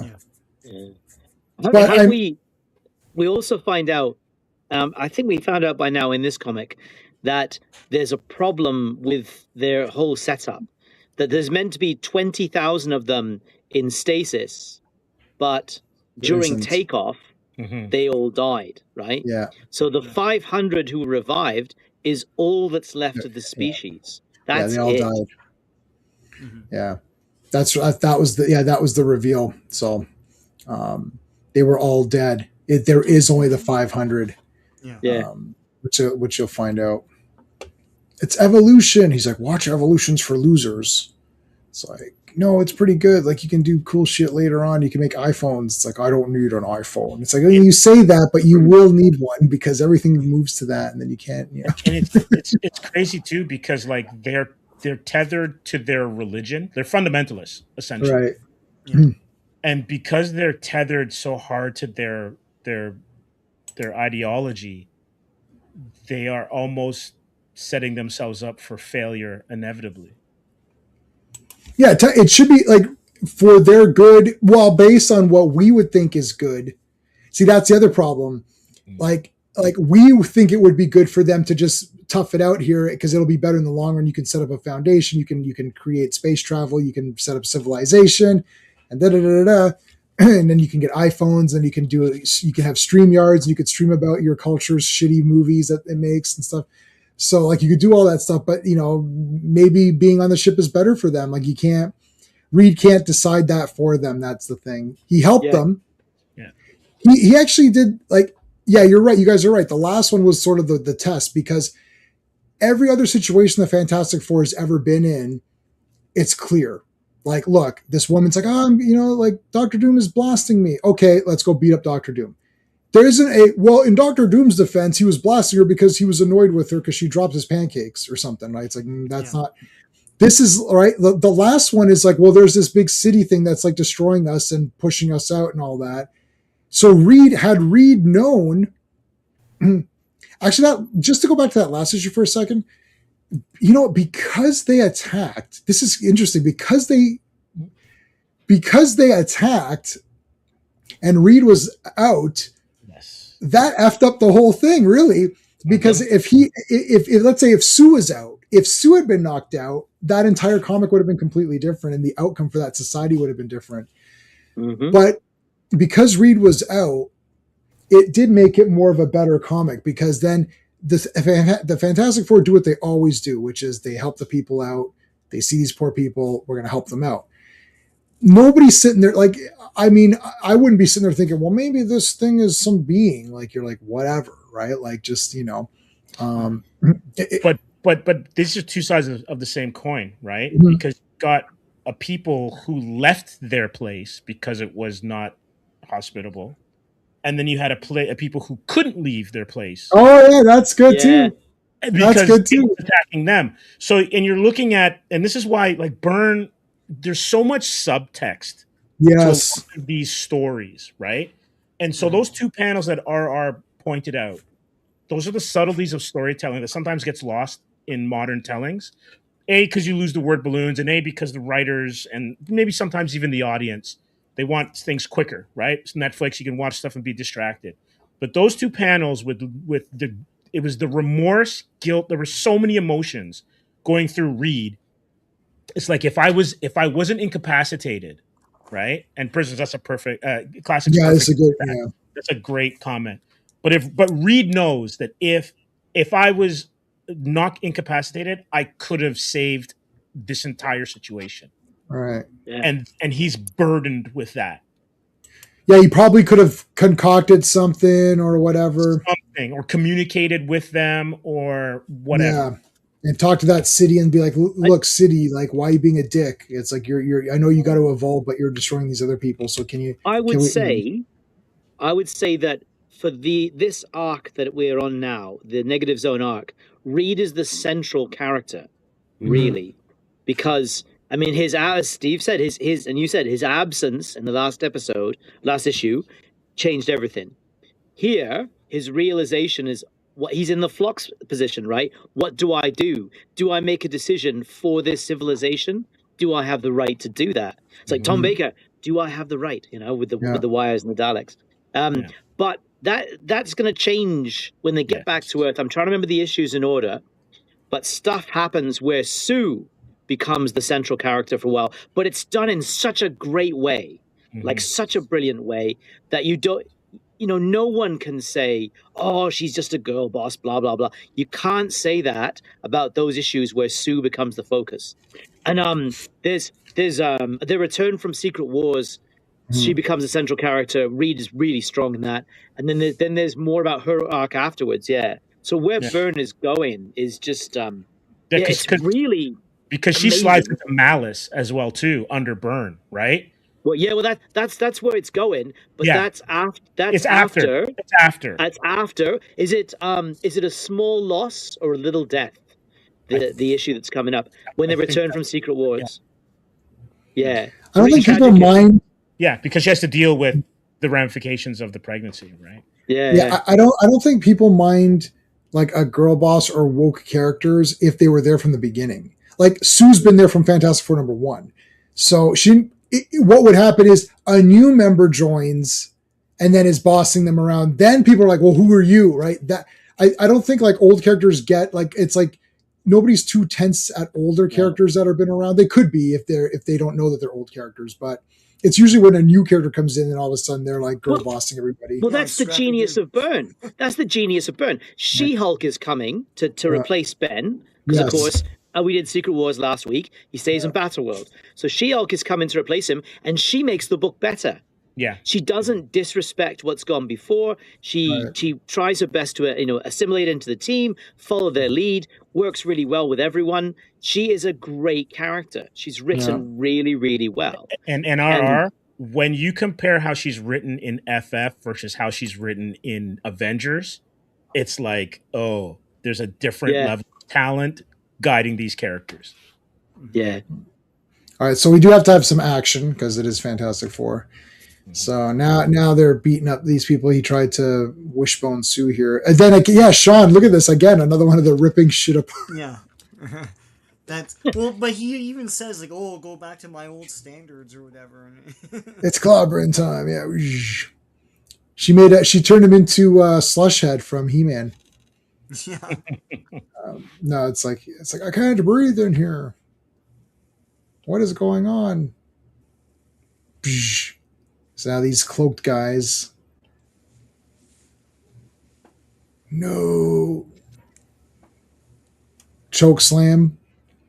I like these like bubble attacks or whatever. Like, Yeah. she's attacking with thought balloons. Like, it's like Oh. that guy's falling down. I disagree. Phil disagrees. Everyone hated Girl Boss Carol Danvers. Yeah, because she wasn't a full member of anything. Like, what comic was she being a girl boss in? Like, if she's being a girl boss in her own comic, that's just her being. It depends on how it's written, though, is what I'm saying. Like, Sue's not going to come in and say, "I'm the leader. You guys all shut up and do what I say." I'm pretty sure that's not happening. So it's like, it's not a girl boss in the way we're thinking girl boss. Like, No. Then, yeah. I think people think, what I'm saying is, if a woman is in charge, that doesn't mean she is a girl boss. And if the character's been around in the team, like, it's like Wasp became leader and she wasn't a girl boss like in Avengers, right? It's like she was there from the beginning. She's not being a bitch about it or whatever. I think, like, she didn't say, like, finally a woman's the boss and now I'm going to do whatever I want. It's like rubbing people's faces and stuff, and also there's no. I mean, we liked Saturn Girl as the leader for right. That's another good example. She was there from the beginning and she was good. Yeah, I'm not saying that if you're there from the beginning. Yeah, if she was there from the beginning and then she becomes annoying, okay, that's a different story. But what I'm saying is that if Sue asserts herself and people will give her the girl boss thing, like right now the word girl boss is applied to anything. Like, oh, Ricky's just being a girl boss. It's like, what? Like, no, she's just being normal. Like, I can't let them in because you're contaminated. We have to follow the protocol. Oh, you're being a girl boss. It's like, no, that's just what I'm saying is the word girl boss now is applied to anything. If there's a female character at all, oh, girl boss, it's like, or not. Well, girl bosses are mostly like combative and right. Like they're depicted. Like they said, Tila was a girl boss. I don't think she was. Pedro Pascal was a girl boss. Yeah. I don't think he was a girl boss because he didn't say anything. Nah. He wishes he was a girl boss. Admiral Holdo or whatever that. Yeah, she's a girl boss. Was totally a girl boss. Exactly. Yeah, and like, but all audiences didn't understand her. no one did. It didn't appeal to women. Didn't appeal to men. Didn't appeal to anybody. Right. So if Princess Leia is bossing people around, well, that's Princess Leia. Yeah. Holdo has never appeared. Right. She bossed people around the first movie. Yeah. Holdo never appeared. She appeared for right in that second, whatever it is, seventh movie, whatever. No, eighth movie. Yeah. She appears in the eighth movie. So we never saw her before. She appears in the eighth movie. Then she's bossing around and yelling at people who appeared in the seventh movie, right? Like the pilot guy, whatever his name is, Moon Knight. Yeah, Poe. Poe is now I don't care about that character, but she's bossing that guy around. Well, what? It's like, but that guy like fought already. Like who are you now? And also it was used as a way to show toxic masculinity, but like that didn't even. Anyway, it's a whole thing. I bought the Poe Dameron comics. I like Poe Dameron. So that was Sean's mistake, but yeah, and then they released Last Jedi, and I was like, this isn't this character. What happened here? So anyway, someone get this walking carpet out of my. I know. That's the one, Rogue. That's the one. I thought that was funny. What to do before the attack? Like she has those guys gathered around, like the X-wing fighter pilots, and they're all asking her questions, and she's like answering. It's just a scrum or whatever. But yeah. No, she's not a girl boss. She's just a boss. Like, well, she's a girl, I suppose. knows, but she's a boss. But like, Well, Sue does take charge of quite a few situations that are coming up, but in a way that's very organic, that makes complete sense. Also, too, since we're on Star Trek, oh, you're out. sorry. What I find interesting, since we're talking Star Trek, is that the second in command is addressed as number one by That's true. Good by call. Reed. After the captain dies, he goes, "Number one, what's going on?" It's kind of a yes, free nod to Riker. yeah, number one, and nobody wants to be number two. Number one. Number one, yeah. All right, so I guess we're gonna let you guys be idiots and leave that great planet. Had great potential, but all right, fine. Go somewhere else. Figure it out. We got to go back in our egg, in our Mork and Mindy egg or whatever, our Mork egg, and go back. Nanu. I am on Earth. I don't. Mork and Mindy sucks. I liked it as a kid. I tried to watch some episodes recently. It's brutal. Although, what's his name? Is it Jonathan? Whoever Winters? Winters? That guy's hilarious. Yeah. He was absolutely ridiculous. Yeah, I have to rewatch. I have them all, but on DVD. But Yeah, I saw a few episodes on TV, and I thought, oh, this is like brutal. some A of them lot are of like Gilligan's White Island. powder was used in the making of that show. Yeah. Oh yeah. I don't want to say the word on your stream. No. Yeah, I don't even know how you write scripts for Robin Williams. It's like he'll just do stuff, and it's like just make sure it's within 22 minutes. I don't know. Just hit your brakes, and that's it. I feel like he's so. I hate when people like. What was that? It was in Heathers, in the movie Heathers, which is a masterpiece. If you haven't seen Heathers, and in Heathers, there's a hotline they call. And they're listening to the radio, and this guy calls. He's like, Gilligan. He goes, I keep having this recurring dream that I'm on Gilligan's Island. He goes, and I hate it. And he's like, and Gilligan can be so stupid sometimes. And the caller's like, well, just remember, if it wasn't for the fearless crew, the minnow would be lost, and you are too. And then he goes to the next caller, and then it's Shannon Doherty, I think, saying, oh, she wants to, take care of herself. And they're like, oh my God, it's like, Oh, no, it wasn't that. It was Heather. It was the second Heather. It was the second Heather that calls the hotline. Anyways, I was thinking, I was like, I'm with that caller. I can't take Gilligan. They'd probably do a lot better if they just murdered him. Yeah. And then they could probably get off the island. And then nobody would like complain. I don't. Yeah. I don't like Gilligan or his island. It's okay, maybe. I like monkeys. I watched the TV movies a few months ago. And are they brutal? Yeah, I like the concept of that, like the one where they get rescued and there's this big ticker tape parade, and then they at the end they go back to the island by accident, and then they're stuck there again. But then the next one they turn it into a resort. I don't know why they couldn't just do that before. But Thurston Howell is like, oh, we'll just make this a resort now, and then the Harlem Globetrotters turn up, and it's a whole thing. Yeah. Yeah, so we got this one next, and Phil was saying this is Mask of Mandragora. Is what's it called? Tom Baker. Yeah. Does she have the? No, she doesn't have the Andy Pandy outfit. What does she have the outfit on that one? Masks of Mandragora. I'll look it up after. Anyways, oh man, this guy's great. I like his like jewel and everything. He looks cool.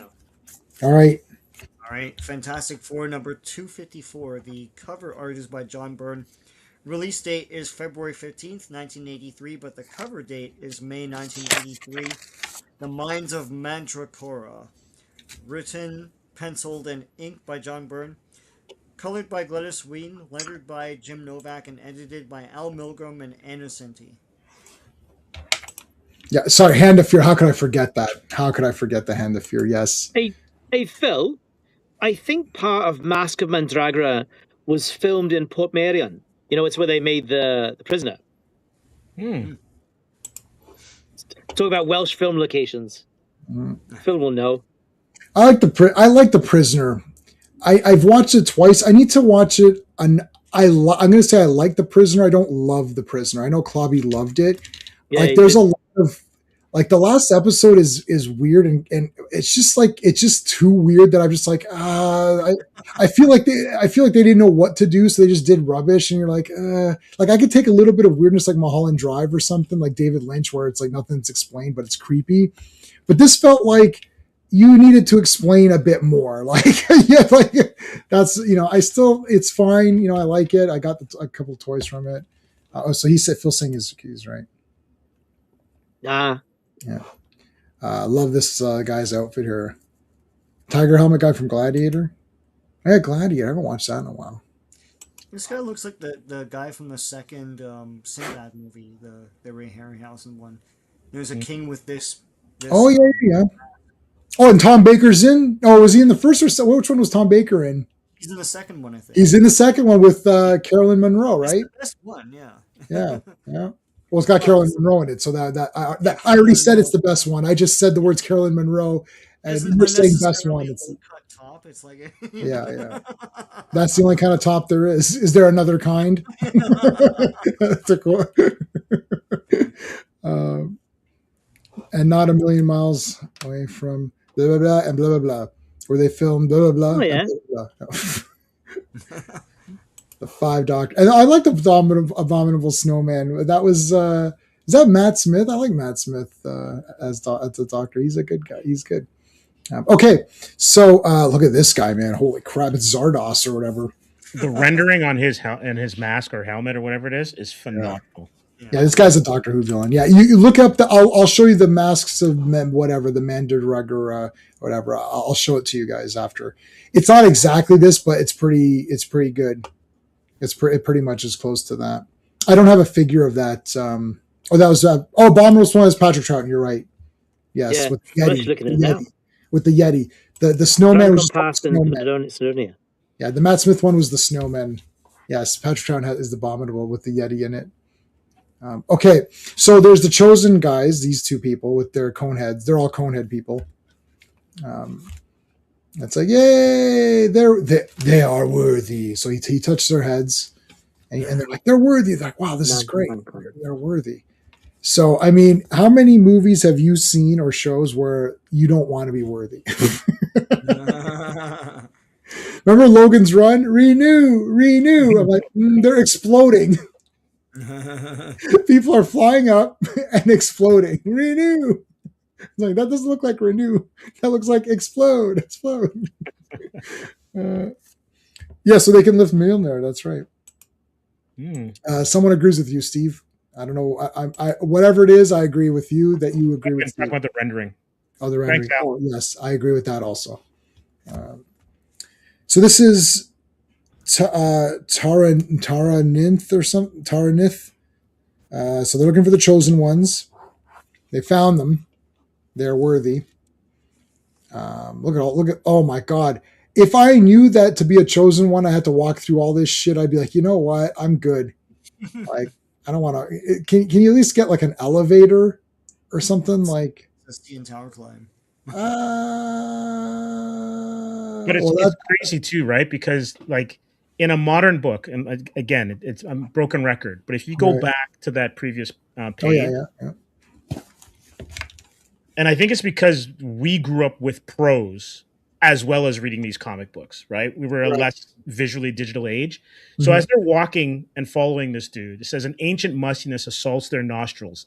This is not what they expected. So you as the reader are put almost as if you're walking with them. Right. Because you're getting all of the sensory information that they're getting. A modern book, it would just be an amazing picture and colored really, really well, but you'd lose that element of storytelling. Right.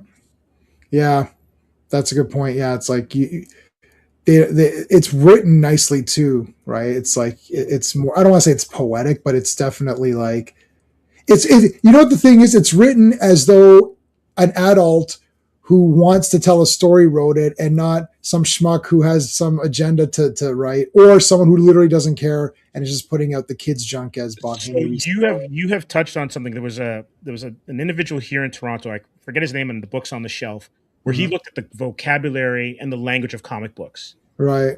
And comic books, especially if you're reading Superman, FF, Iron Man, Spider-Man, Hulk, anything that has a science bent, the vocabulary was higher than what you would get in newspapers and some novels. And so we were little kids reading this stuff. Right. And it's kind of one of the things where like comics doesn't get the kind of like the credit that it deserves in being a storytelling art form, because you've got such great artwork and it's seen as a kid's medium, but really this was written for kids and adults. And there's I don't know if you saw this, J-Man, but there was a sheet from Marvel that basically said what the age range was for all of their titles. Let's look that up. It's amazing because like FF was for everyone. And so there was like, they broke it down and like, what is your demo for this book? And when you think of the fact that it's for everyone, it's got to be accessible for adults to be entertained as well as young kids to be entertained. Mm-hmm. And that was the magic and the science of these books. Right. I mean, I go every week and get comics, and so does Sean, and so does Steve. I don't know if you go every week, but like Rogues, it's not about trashing modern books. It's about talking about what you sometimes lose in the evolution of something. Because I can tell you that you can watch a modern movie with special effects that will blow away anything from that we watched in the 80s and the 70s, right? No halo around characters, whatever. But they don't have the same gravitas, and you're not as invested in the story. Like, you cannot tell me that Richard Donner's Superman has better special effects than Zack Snyder's. Right. You cannot tell me that Richard Donner's Superman isn't better than Zack Snyder's. Yeah, for sure, 100%. And the thing is, that's all we're getting at. That's all we're getting at. If you believe in the character, the effects in my space system, it's characters, story. The artistry is important, music and background, the costuming, all of that is important, but it goes away if you like the character. Same thing with any of this stuff with the wokeness or the race swapping around. All of these things go away if the character is good and you like following the character around. The rest of it comes into play easily because we're watching Doctor Who, obviously, and it's Pete Davison. We're just completed it, and like clearly the effects are nothing. Like, let's face it, they're not as good. Now, I am watching the upgraded versions, but they didn't really upgrade them that much. It's still like, they upgraded it enough to be like, it kind of could have looked like this at the time, but it's not crazy CGI.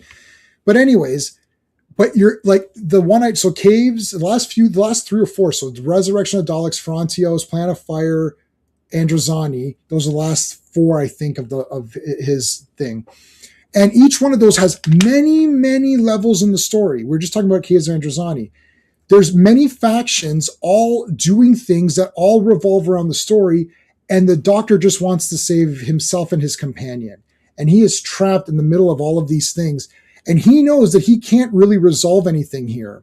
So his only mission is, I have to save my companion, which makes the end of that, because he dies in that one. Hey, Grace.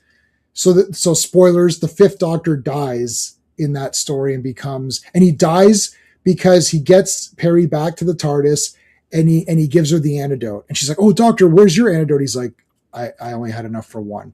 So he gives it to her. He died to save her. And then he becomes the 6th Doctor, who I love. But anyways, I love the 5th. I love them all. The 12 Doctors, I actually do like them all. So, but that story has so many things going on. Every character has supporting characters, which may or may not be on the side of the person they're with. They might have separate agendas. So it's only 4 parts. It's an hour and 29 minutes if you push it together as one package. And there is so much going on with the story.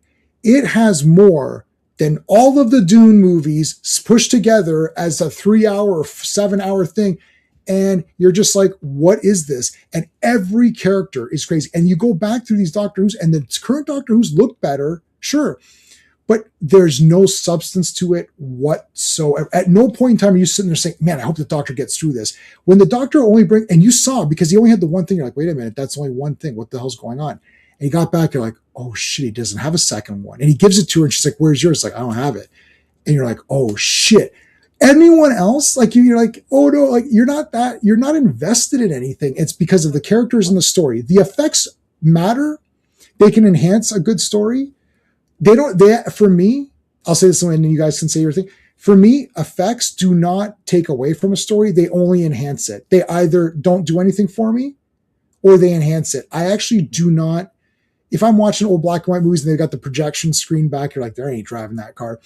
It doesn't bother me.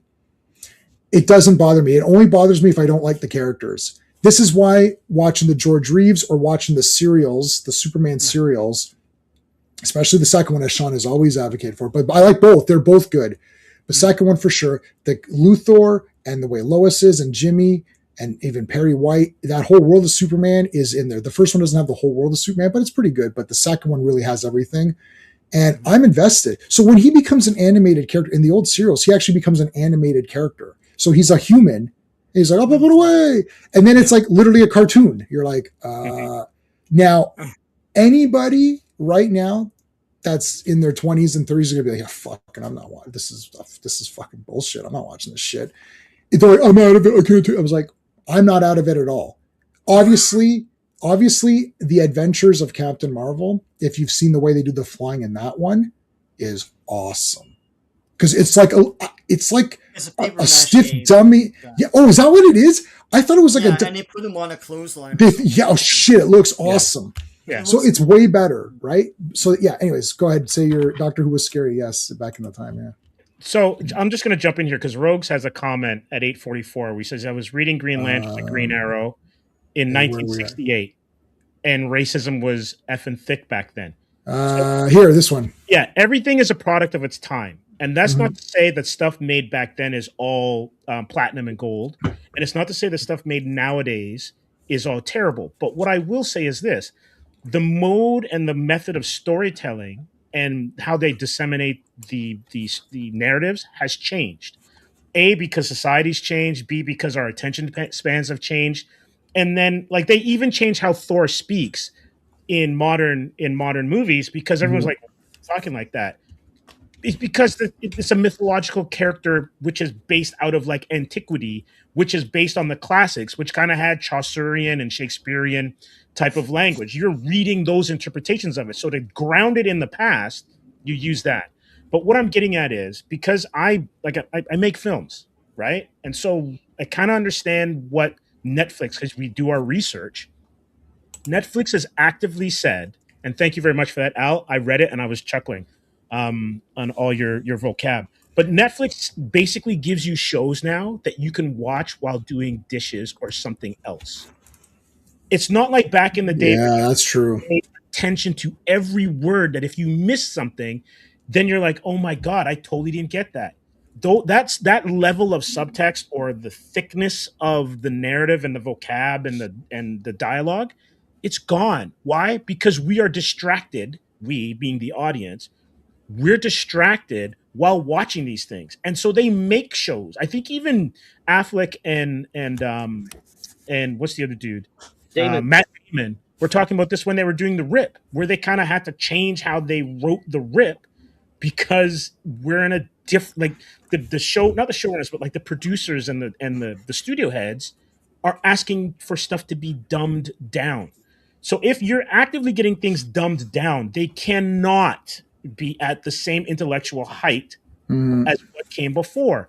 Where we're lucky nowadays is that you can watch anything, past, present, and soon to be future, and from different aspects. So you like, for me to get anything out of Japan as a kid, I had to go to a store and it had to be like bootleg. Yeah, me too.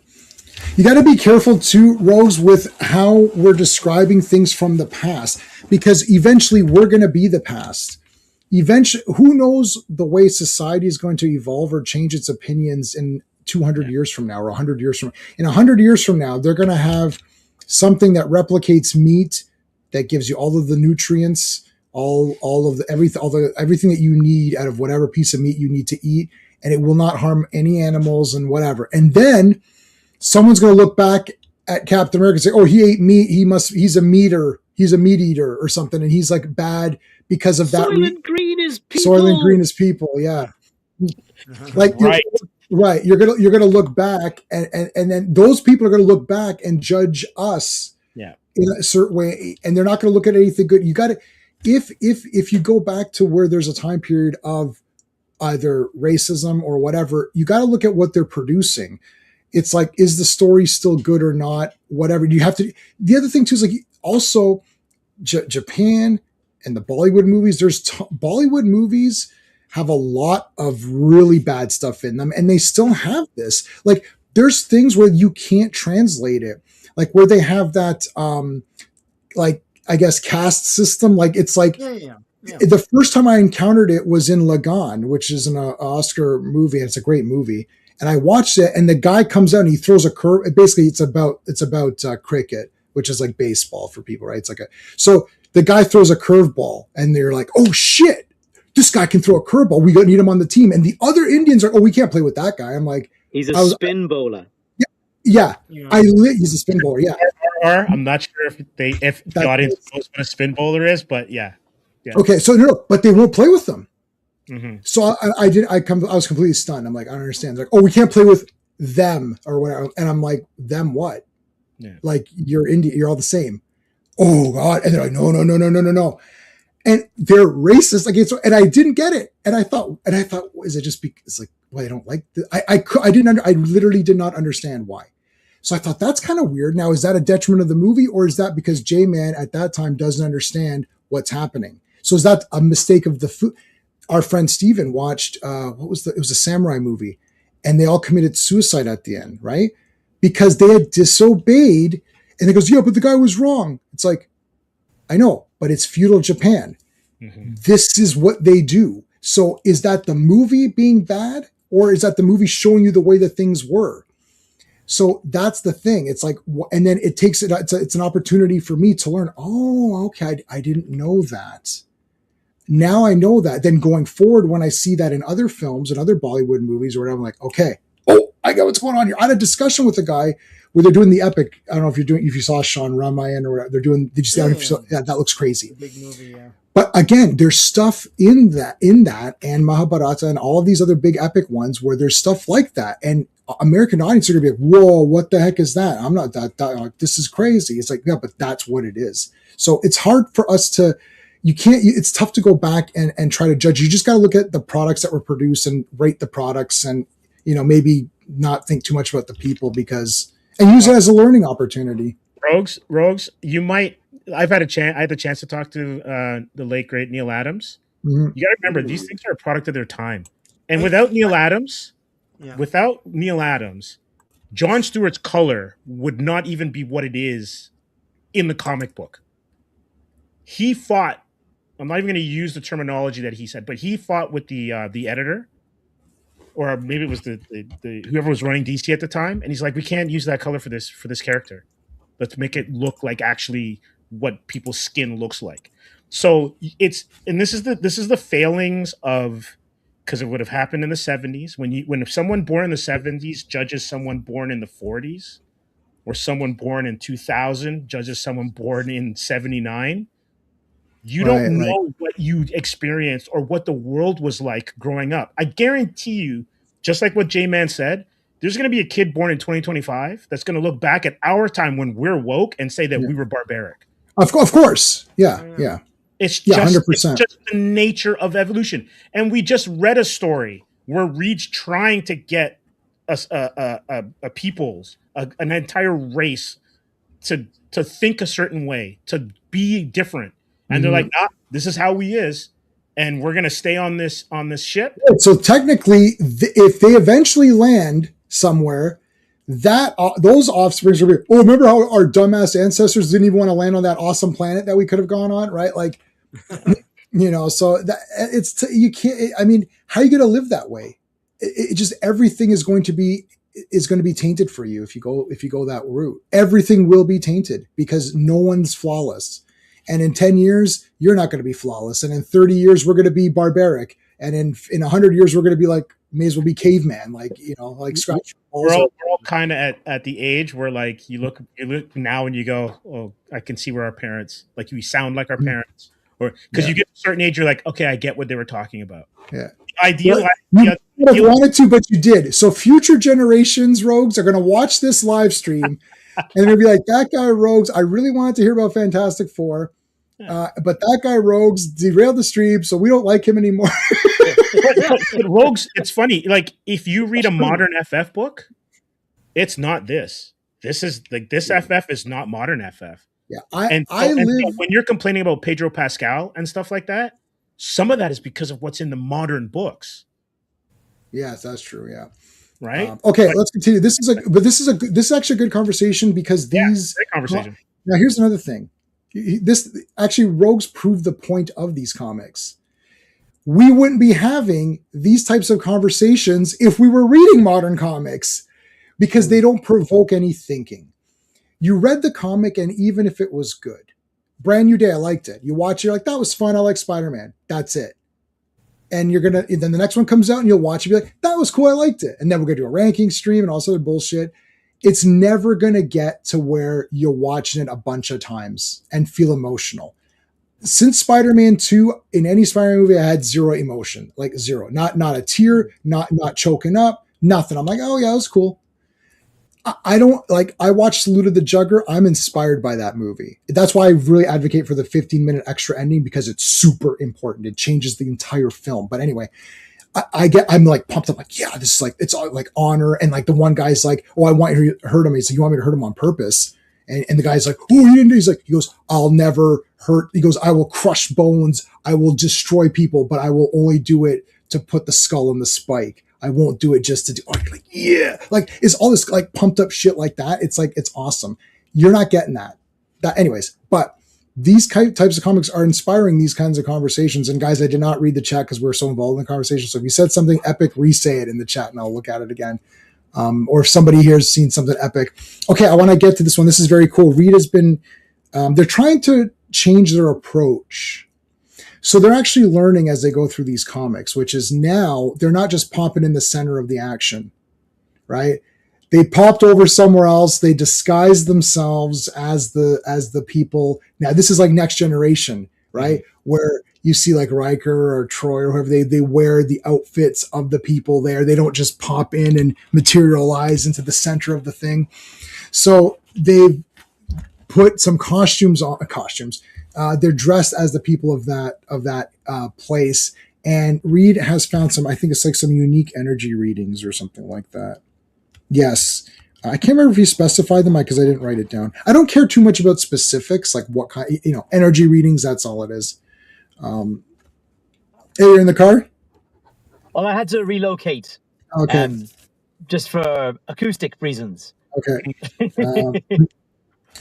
Okay, so what I was saying are that they're changing their approach in this issue. They're blending in more. They're not just appearing as themselves and causing havoc or whatever, right? Yeah. Well, they're becoming progressively more cautious. Because they've had two issues with two societies. The first was a disaster. The second, not a complete disaster, but still not the best interaction. So they're getting more and more cautious. And sadly, they're going to find out they should have even been more cautious. They still weren't cautious enough. Yeah, here they're in Bedrock. You're right. It looks like Bedrock to me. It does, actually. The doors and everything. Yeah. Yabba dabba doo. He looks like that visionary extra figure that you get. Oh, the Visionaries? But like what's the small ones with the cloaks? Is that Visionaries or is that somebody else? No, it's Is that Black Star? Supernaturals? Supernaturals, that's it. Yeah. He looks like a Supernaturals character. Yeah. Yeah, Thing does, yeah. Oh my goodness, woohoo! I mean, look, everybody get lured by this. They're like, what the heck's going on over here? They saw Johnny coming. Yeah. So they're looking good, and they come in ambush. See, no matter where you go, there's always some kind of ambush going on here. So here's the thieves attacking. Supergirl's a perfect example. I don't remember what we were talking about, but yes, okay. Yes. R is the Knight Rider. Yeah, really. Yeah, not gonna catch the Knight Rider. The Camry Rider. I've never had a cool car. I've tried to pretend like they're cool. Oh no, I had a Sunfire, a sports. Wow. It was sports. That was kind of a cooler car. Yeah. But then I had it for quite a while. That was cool. And then after that, I was trying to be sensible, and it was just stupid. Don't buy sensible cars, guys. It's never cool. You'll never be cool. don't buy cars if you can avoid them, because I mean they're just a money pit, cars. As soon as they drive off the lot. Yeah, they explode or whatever. All right. Pinto. Yeah, I'm gonna live forever.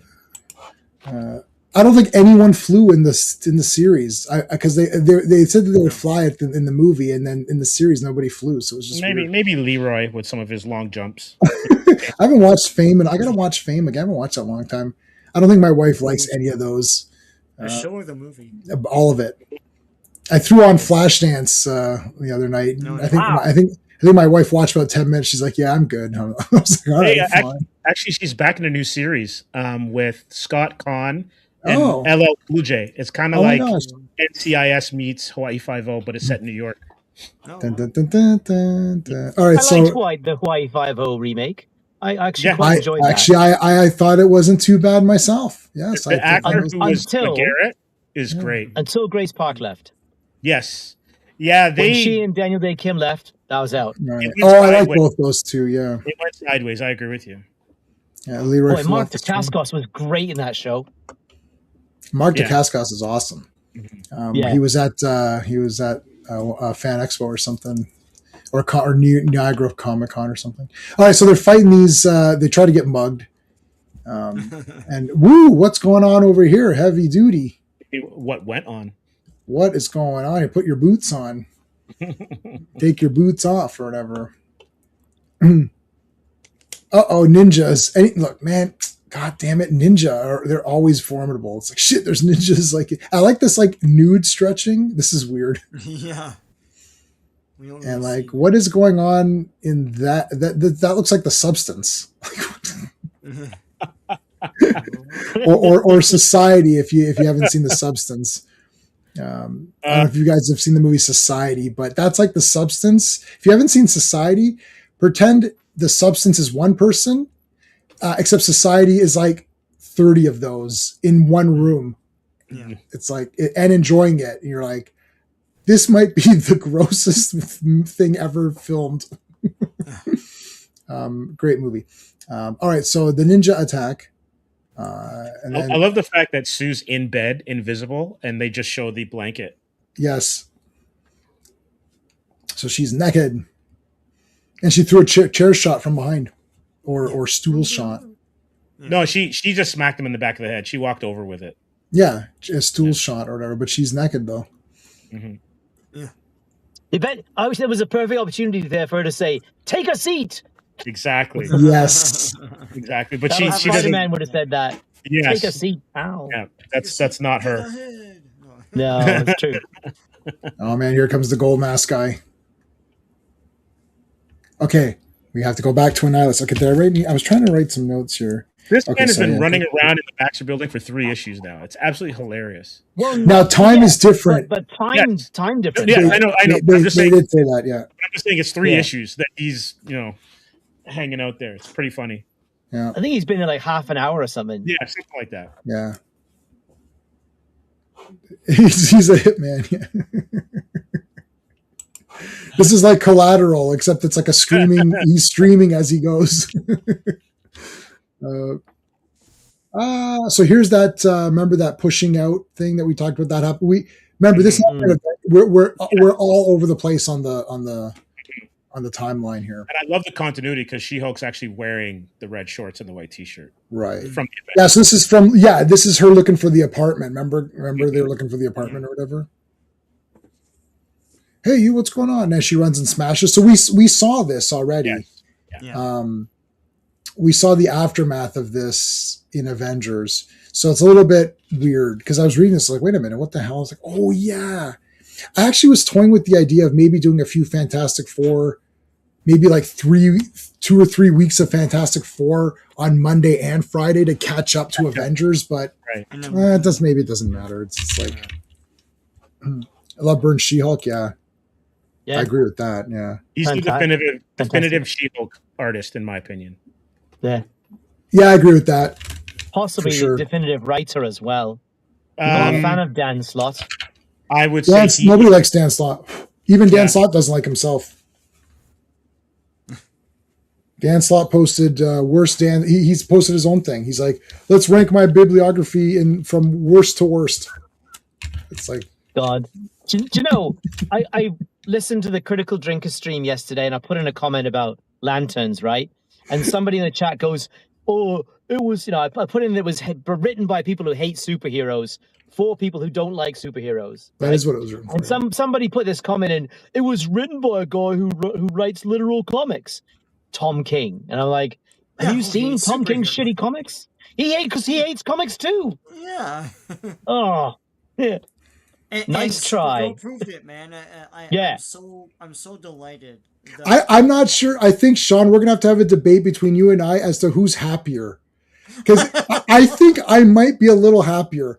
Every morning I wake up and I'm like, I'm so happy. Like I know you're happy, but you're happy for a specific reason. I think I'm more broadly happy. It's the Schadenfreude. No, I didn't see the movie, but like from what you told me, you gotta watch it because then don't go by me. It comes on Crave or whatever. Well, I didn't. You want me to get? You want me? I've got it. I can loan it to you, of course, if you want. Yeah. Just don't pay for it. No. So no, no. I'm so happy about that. It makes me very happy. I told you.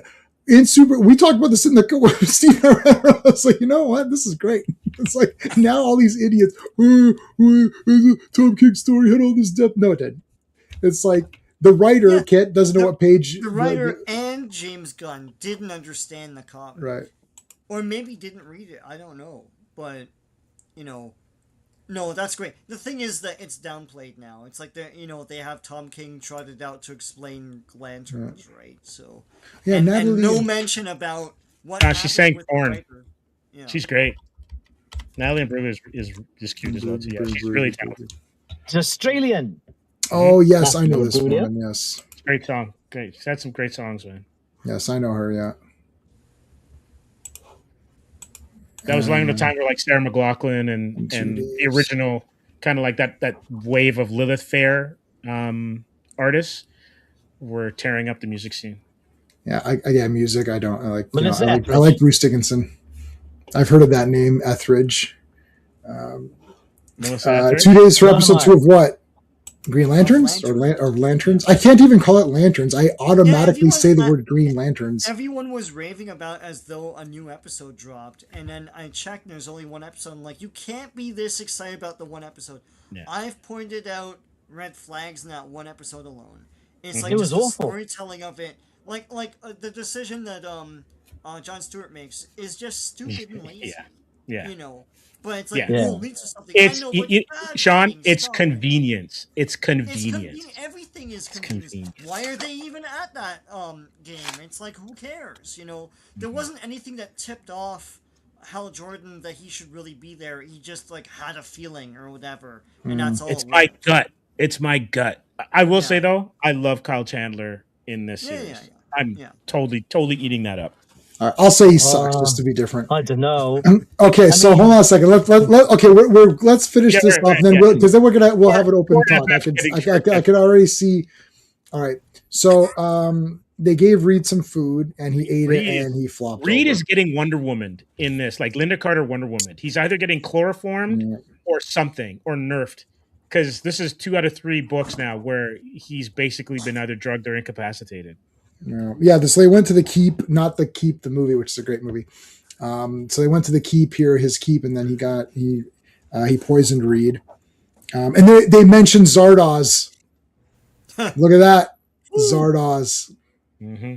Well, you can see Burns hugely influenced by the science fiction of the 70s and early 80s in these books, right? It's right there. I'm so happy he said Zardoz because it's a great movie and I love it. And I have the book and I'm going to explain it to Sean one day. But I'm going to keep you in suspense. It's probably a better book than it is a film. Well, John Borman wrote the book after the movie, so he wrote the novelization of his own thing. So to explain the movie, and I read the book too. No, the movie is it's perfectly explained. Well, the title is very clever. I won't spoil it, but once you find out what the title refers to, it is very clever. Don't say it. Have you seen it, Steve? I won't. Zardoz? I won't say anything. It's in my queue. I just need to get some time to watch it. Probably next week. because it's there. That overall concept is something, but like, all the rest of it's just 70s bullshit, man. It's like they superimpose water over that one thing. And it's like, you know, that the one character speaks backwards for no reason, and everyone's like, oh, it's like it's just a bunch of like bullshit. You know, you can watch it for that, but No, he's totally he's not wrong. explaining the novel, like, and then the character spoke backwards, and everyone clapped. Like, I'm gonna do a video explaining it for you, buddy. I'm gonna do it for you. It's gonna be good. I think it's very, very high and very interesting concepts, but the film doesn't execute them particularly well. That's just my take. Yeah, I think it executes them awesome because it's Sean Connery and he's awesome in it.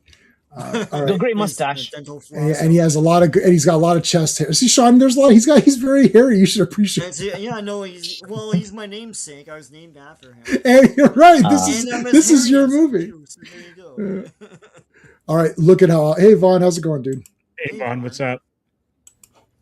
Hey, were you here before, No, Vaughn? I didn't see you. just showed up. Okay, It's interesting. This Before is you go an ahead, Enterprise episode, eh? look at this. before you go ahead, when you're done this part, go back to Al at 9/11. Star that comment, and we'll talk about it later. Okay, this one. Above. Oh, The above. one just above. Yeah. Okay, we'll come back That's to it. because that starts it. Okay, so we'll get to that. Yeah, I don't care about Lantern spoilers. You guys spoil. I'm not going to watch it. I'm just going to watch Jugger again. So when you say season 2 or episode 2 is coming out, I'll watch Jugger again. So look at this. They connected him to this, and they're draining his mind's power or whatever. Yeah. So the Taranth guy or whatever his name is, mask guy, is also an alien. He's not from this world. Basically, he's getting people's minds, and he's seeing who's worthy enough to be plugged into this matrix battery thing or whatever. So he's draining their intelligence. The thing is, it's tough because he rolled a 0 on his intelligence. So if the modifier was a minus, so he keeps trying to get with every person he gets a +1 intelligence, a +2. So he's trying to get his intelligence up. So at least he wants a +3 modifier at minimum, and then he might be done after that. But that's what happens when you roll low intelligence on that shitty ass D&D, like 2E, only use 6 dice until you get what you get. so that explains all of that. But this guy's great. He takes off his helmet. Oh, look at how awesome this weirdo's thing is. It's nasty. Classic Comics doesn't want to come on streams anymore. Okay, no worries, buddy. Oh, he's also said something, but I put that in Google Translate, and it translated to, I don't want to come on streams anymore. Okay, no worries. That's cool.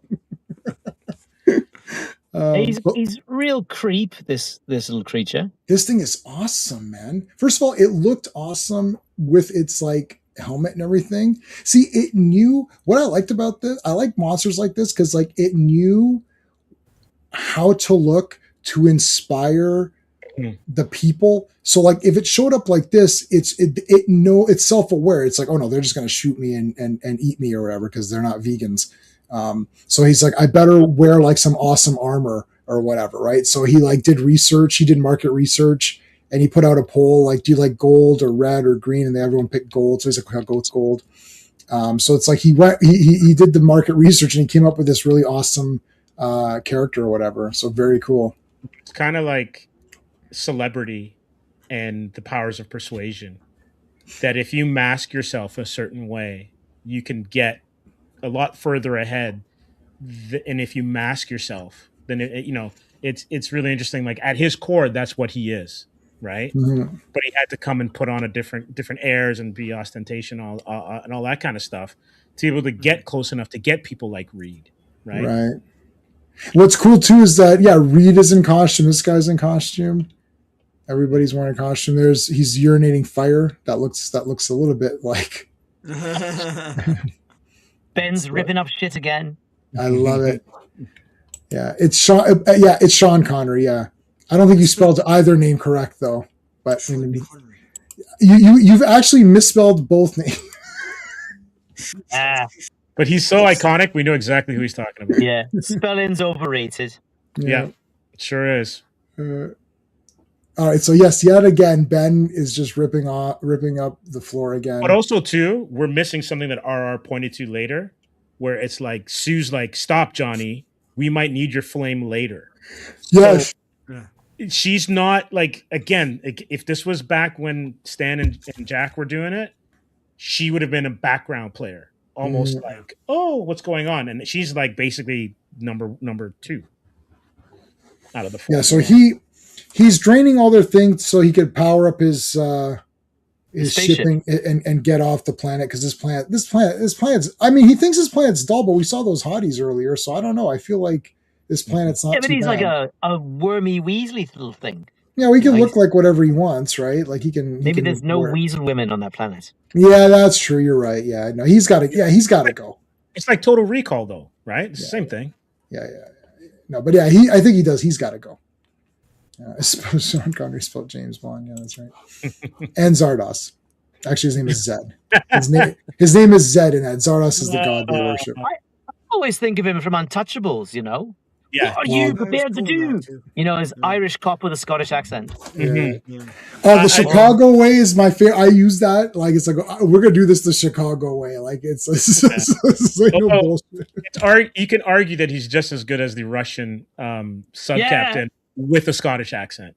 It was a great day, comrades. A great day. Wow! Look at these guys making fun of Sean Connery. Are you gonna? That's all respect for Sean. I'm not gonna. This aggression will not stand, man. as the dude says. Oh God! Everything the dude says in that movie is from someone else. I don't know if you've ever known. I watched like somebody break that movie down. It's actually very awesome because he saw that with what's the president that had the junior? Oh God, what the hell is his name? Bush. It was Bush Senior. Right. I think it was Bush Senior. I'm not sure. I think it was. And he's like, this aggression will not stand. And then dude, he overhears that in the supermarket, and then he uses it. Everything he says, he gets it from other people and then says it as though it's his thing. Interesting. Yeah, it's very cool. Sometimes he reads the bar. Sometimes the bar reads you. Oh, he is Ramirez. You're right. Phil won. Yeah, Phil won. Yeah, he's Ramirez. Oh, yeah. Go on, Phil. Yeah, he's Ramirez. Ramirez, especially part 2. Okay, stand back, guys. Controversy. I'm leaving that. I'm not editing that out. All right, so Reed's dead. He's gone. Reed's dead. He never comes back. It's the end of Reed Richards. It's terrible. That is crazy. I have to admit that was pretty shocking, considering I saw him on the cover of the next few. But they want ale.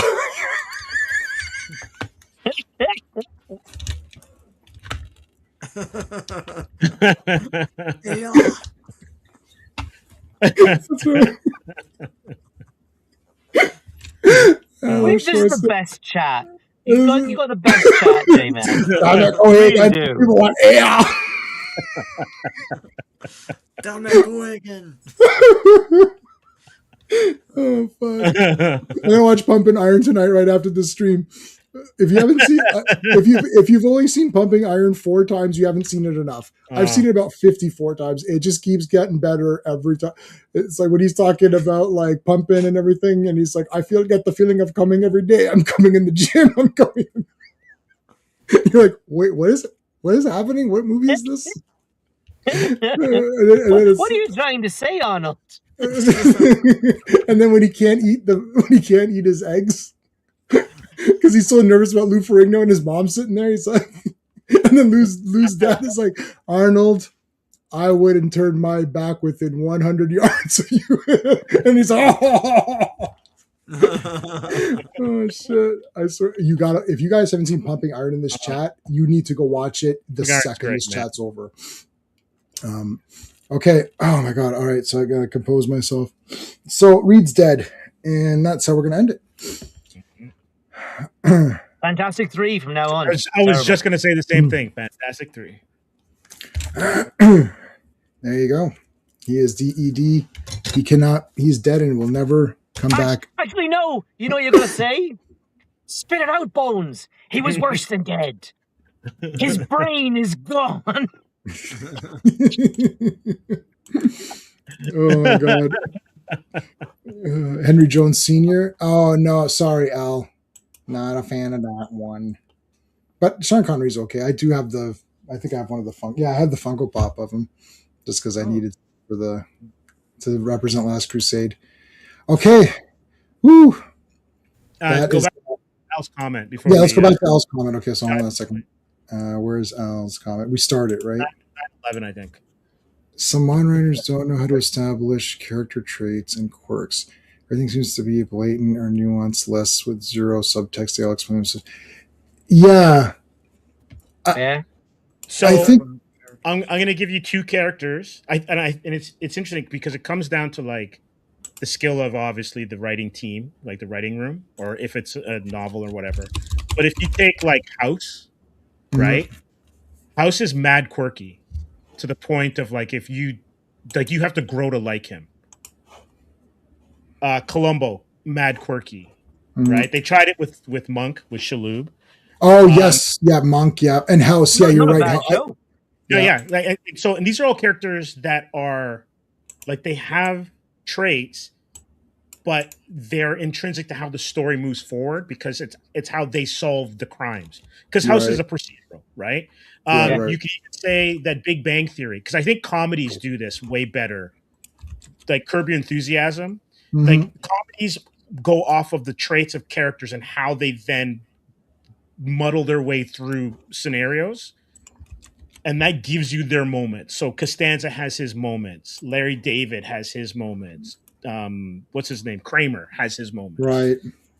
And so when you have that kind of skill in the writing, as well as sometimes in the genre of the art form, you're getting multi-layered characters that you get to experience over 22 weeks or over 13 hours, like nowadays. And that's even like even Reacher, who seems to be like a pretty flat character. If you get into that show, has so many quirks and intricacies that make him a unique character. Yeah, I mean, I love Reacher. I'm a massive, like, I just love every second of it. I love everything he says and does. He's the best. He's like a super tough guy, beats the crap out of people. There's minimum 2 fights per episode. I've counted them, and every time, and he's smart. You don't get this. You never get. I mean, I'm gonna say that you never get straight, tough, big guy, huge guy. You know, it's like. There's no nonsense. He only talks and says what's absolutely necessary in the scene. He doesn't lie to people unless he needs to lie in order to get information from them. He's the best character we've had since James Bond, since the real James Bond. And you can pick where it ends, maybe Pierce Brosnan. But like it's just they're not making those guys anymore. The fact that Reacher is still happening is crazy that it's still going. Because I saw season 1, I thought this is going to get canceled. Yeah. Another thing, anytime I get really pumped up for a show, it will be canceled because the universe doesn't want me to have good things. So I'm like, believe me, Reacher's going to be canceled. Watch, you'll see. No, but even if we just get and they're all standalone seasons, so you can just watch any season you want. And it's complete, and it's 8 episodes. It's got that British style of just make 8 episodes. Why has it got to be like 50? Unless you're Star Trek and you actually have 27 good ideas 7 times over, you're fine. But obviously they can't do that. This is why Star Trek can't happen anymore. Even if something's okay, I don't know what that means to break into. We were talking about like, like, oh, it was, I still liked it, or it's pretty good. But it doesn't matter. Pretty good, like that. Pretty good isn't a thing. Like I thought it was good, but nothing is going to be just because of like the way effects are and the way things are shot and they look cool and music and whatnot. Like you can put together a decent looking show, with your phone. Like, I mean, I was looking at, Reggie Bannister passed away, right? Who's from Phantasm. So he passed away, and I was looking at my old photos. I was like, oh, I met Reggie Bannister, and it was I don't think Sean wasn't there for this, but Sean was there for the Fangoria conventions. And I was looking at the photos that we took at Fangoria where we met like Jason's mom, the girl from part 2, who's great. Who else? We met Kane Hodder, the part 6 Jason. So we met a bunch of them. It was all free. I think you had to pay if you bought. It was free if you brought something for them to sign, but if you purchased a photo from them, then it was $10. So except for Pamela Voorhees, Betsy Palmer, that was a $20 purchase for the photo. So I got a photo with her and she hugged me because my name's Jason. So she's like, oh my God, my boy, Jason. And she hugged me. It was really cool. So anyway, so I was looking at those photos and before that, when I met Reggie Bannister, I was looking at the photos and they're completely shit because it's what take a picture. Oh, your eyes were red. Oh, fuck. Okay. Well, you took a few and then you got them back. Your eyes were red in all of them. You're like, oh. Then, and I look at it. So Sean, this is within me meeting Sean because Sean was at this. So this is like, whatever, 26 years or whatever, however long we've known each other. Mm-hmm. And in that 20 years, I mean, I'm taking photos now. Like we're zooming in like, 50 times zoom and it's like pretty clear. And the photos that we took, it's like, Sean used my camera. It's like, it's shit. Like comparatively. So now, and I see my camera here stinks. If I use my phone to do a video, go back to like maybe 2 years ago to my videos where it's a different background, not this, they look clear as hell. That's from the iPhone. Mm-hmm. So anything can look pretty good. They put filters on it and you're like, yeah, that looked pretty good. And people get fooled a lot. What did you say, Sean, did that, oh God, Halloween costume of depth or whatever. It's like, oh, it's long and it's slow and the story's drawn out. That means it must be epic. Yeah, dude, I'm on page. I hate the numbering of this. This is the shit. Lord of the Rings. This is my reader copies of Lord of the Rings. It's got the Rings of Power on it. So I bought these because they're cheap and I can break the spine and I don't have to worry about it because it's got the shitty cover. But I've read about 100 pages. Holy crap. You know how much has happened in this 100 pages? Like, I'm like shocked at how much I was like, holy fuck, there's a lot going on here. There's like fighting the orcs, there's the riders, the Rohan. Now they're with the tree guys. I was like, this is crazy. So, this would have been, if this was like a movie, they would have had to make this 12 hours. Just this section. So Watchmen comes out today, it would have been 55 issues. It would have been one issue of Rorschach writing his journal, literally. Then at the end of that issue, the comedian would have gotten killed. Then issue 2, it starts with Adrian doing business. Guaranteed he's running business. And like, oh, he's acting a little bit weird. It's like, what is this? We're reading these comics. So we just did 3 tonight. 3 stories that were all self-contained. I don't know how many pages they are because we're reading it digital. What's 17. A comic? 17 and okay, so say they're 20 pages, an easy number, but put it 20. 20 pages. It's like 20 pages. Alan Moore would disagree. Alan Moore is crazy though. But it's 20 pages. So much is going on. There's a lot of people talking about the chat, like all these issues raised in 20 pages, and you still got good art and you still have like decent fights. So I don't know what to tell you. One of the major changes, and you guys can back me up or disagree with me. The chat included in this as well. But we have moved towards a storytelling model that is based off of soaps. So it's all soap operas or telenovelas, where basically it's a bunch of talking heads. Like the beauty of a soap is people are in the same room for like a week and they're talking and it's like everything's cut. You 2-camera thing, and then you move to another conversation, and then when something big in a soap happens, it's like someone punches somebody or someone abducted by aliens back in the day. But you look at a lot of comic books now; it's just talking, right? And the TV shows like The Flash was basically a soap, and you don't get that kind of sense of swashbuckling awe that you have gotten even in the serials, which were what the George Reeves stuff was based off of, or Star Wars is based off of. So when you look at Lanterns works because it's True Detective as space cops, but it doesn't necessarily, like, it grabs you story-wise, but it's not necessarily something that you're like, oh, what do you remember from that episode? Right? You remember stuff from Reacher's episode because he beat a guy in prison. Right? $6 Million Man ran 2 or 3 times an episode, at least. The Hulk had 2 or 3 transformations. Yeah, he had 2 transformations minimum. Wonder Woman turned into Wonder Woman 3 times. Yeah, she was. Yeah. And so basically, it was like for every commercial break, you got something because their show's split up into segments. Nowadays, without the commercials and everything else, you can go through 40 minutes, 50 minutes, and essentially nothing happens. Yeah. When it comes to acting. My thing with IPs is like, if it's not the IP, like I used to say this years ago. I can't believe it's been like years. And I used to say, like, close your eye. Like, people are talking about casting. Our buddy Purist, remember Star Wars Marvel Purist? Remember him? He wants me to come on Rumble. He's like, oh, we want to talk about the X-Men casting. My X-Men casting is, I don't care, because it's the fake X-Men. So who cares? Like, who cares if someone's good to play the fake Rogue? Like, it's the fake Rogue, so who cares who plays Rogue? Because it's not going to be the Rogue you get. Like, when someone says, what do you think about this casting? It's because you close your eyes and you think, oh, who do you think should play Donna Troy? Then you say, okay, let me think. Close your eyes, Donna Troy. So you think of the comics, because that's where, okay. Then you open them and you're like, this person should play Donna Troy. And then someone's like, okay, what about this actress? Okay, hold on a second. Close your eyes, yeah, Donna Troy. You're closing your eyes and thinking of what? It's the fake version. It's like, close your eyes and think of what? Anna Paquin sitting on a bus?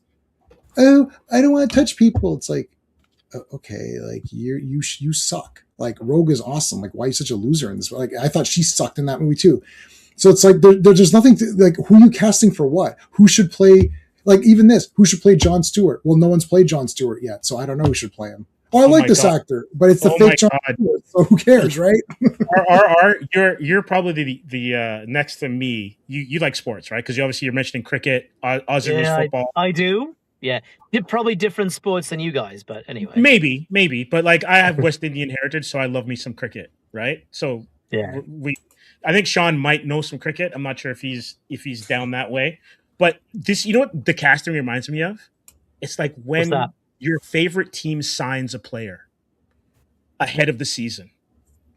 So there's a transfer that comes in and you're getting a striker, or, you've got this, under 18 bowler who has been mowing down people in the lower division. And you're like, and now he's going to come on the national team and there's a test match coming up. Right. So you build the hype of what the promise could be before the actual event happens. Right. And that's all this is. It's kind of like Rodman would get into controversies. Dennis Rodman, he said, just make sure you spell my name right, kind of thing. I like that. I like that. I want, go ahead, finish your point. I want to address this point. And so even the podcast on Lanterns is part of the hype machine, because it is a way to humanize what you're seeing on screen, because you're not judging the product, you're judging the people making it, talking about their process of making the product. And once you do that, it's like when you're sitting there for draft day. We drafted this player because of such and such a situation. 5 years down the line, you realize that was a dumbass pick. You should have picked the other person. Right. Mm-hmm. And that management's gone. Yeah. But because we're invested in our teams, and some people are Team Lantern or, Team DC or Team Gun, you automatically are unjaundiced on what's going on. I agree. I'm like a buddy of mine, Mega J Retro. Give me 3 episodes and I'll decide. I will say that, and I'll shut up after this. Yeah.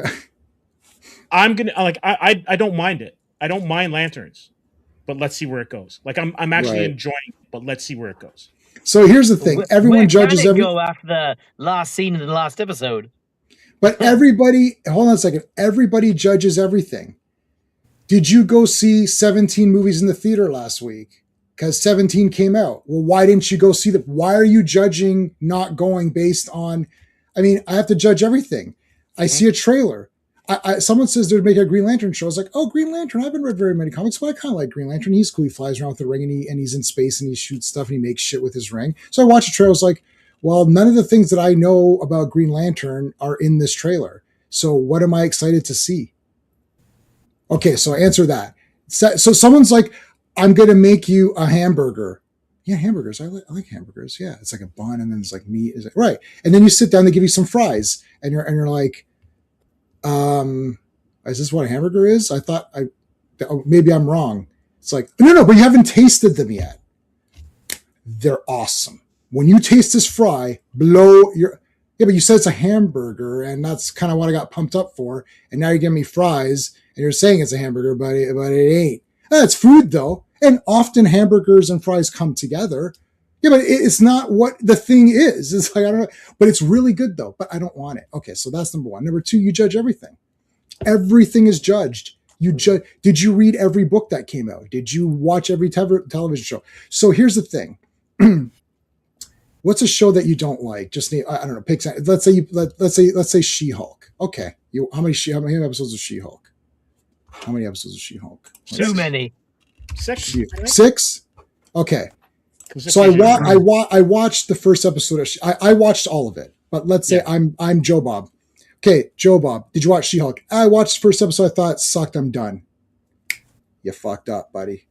Really? Oh yeah. Look, first episode. Okay, I watched 3 episodes. I didn't like it. Dude, you totally fucked. You dropped the ball. Episode 4, just like the rug, and really tied the room together. Episode 4 explained it all. Okay, I watched episode 4. I didn't really like it. Yeah, but you really got to watch the whole season. Like, what are you talking about? I don't have to do anything. It's 1 hour, right?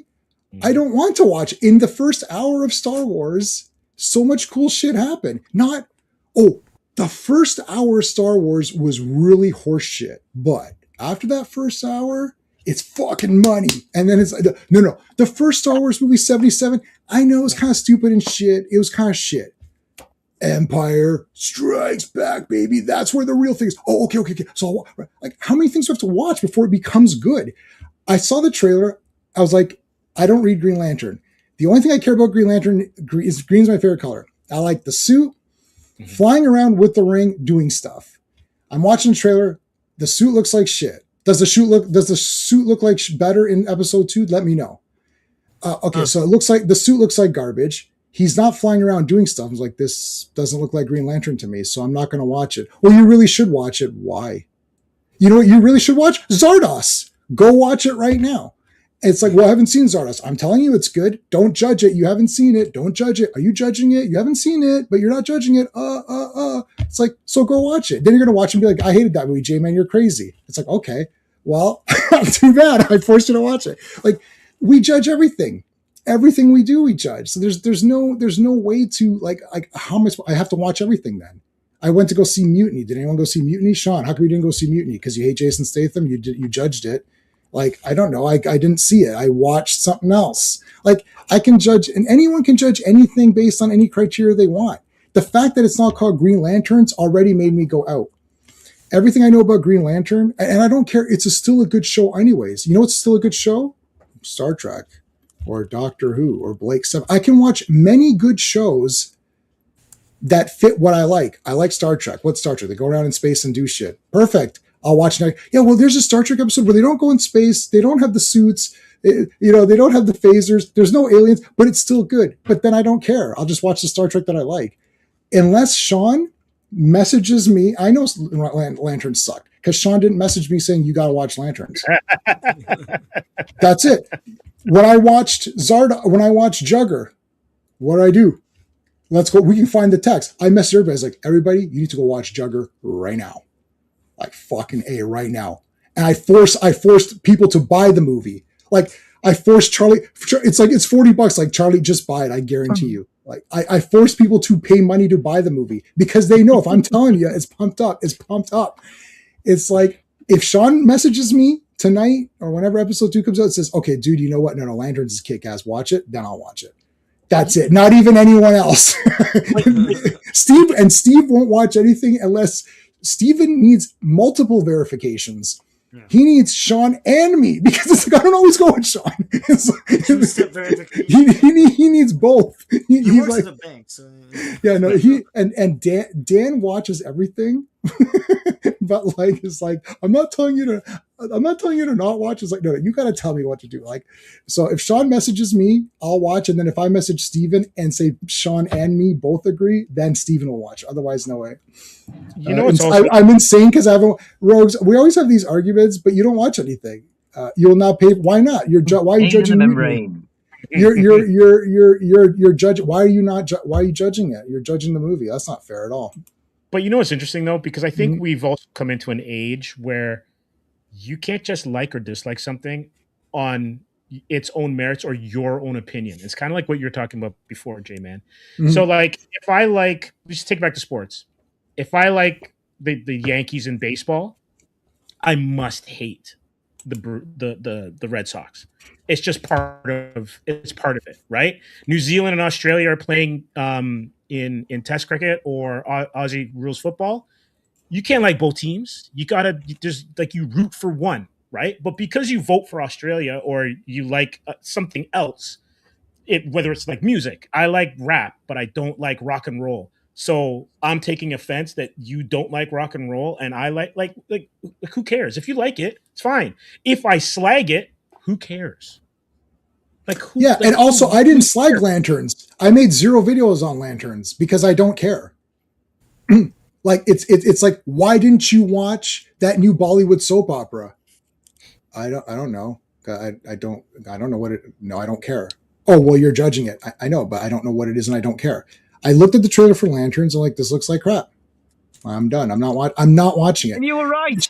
Yeah, Sean is not going to message me telling me to watch it because it sucks.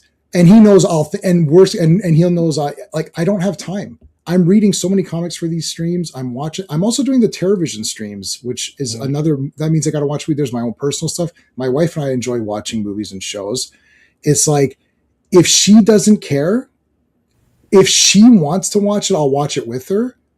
Hey, Hardcore, Lanterns was okay. Thanks. I like your, hey, have you been here before? Hardcore Graveyard. Yes, I know Hardcore Graveyard. How's it going, dude? Is it Corey? I can't remember if that's you or not. So it doesn't matter to me. Even if it's good, I don't want to waste my time because I don't care. And Green Lantern isn't a character like Supergirl, where I'll watch a garbage movie just so I could talk about it. Green Lantern isn't a character that I the only comics I read were the 2 Grant Morrison ones, season 1 and season 2.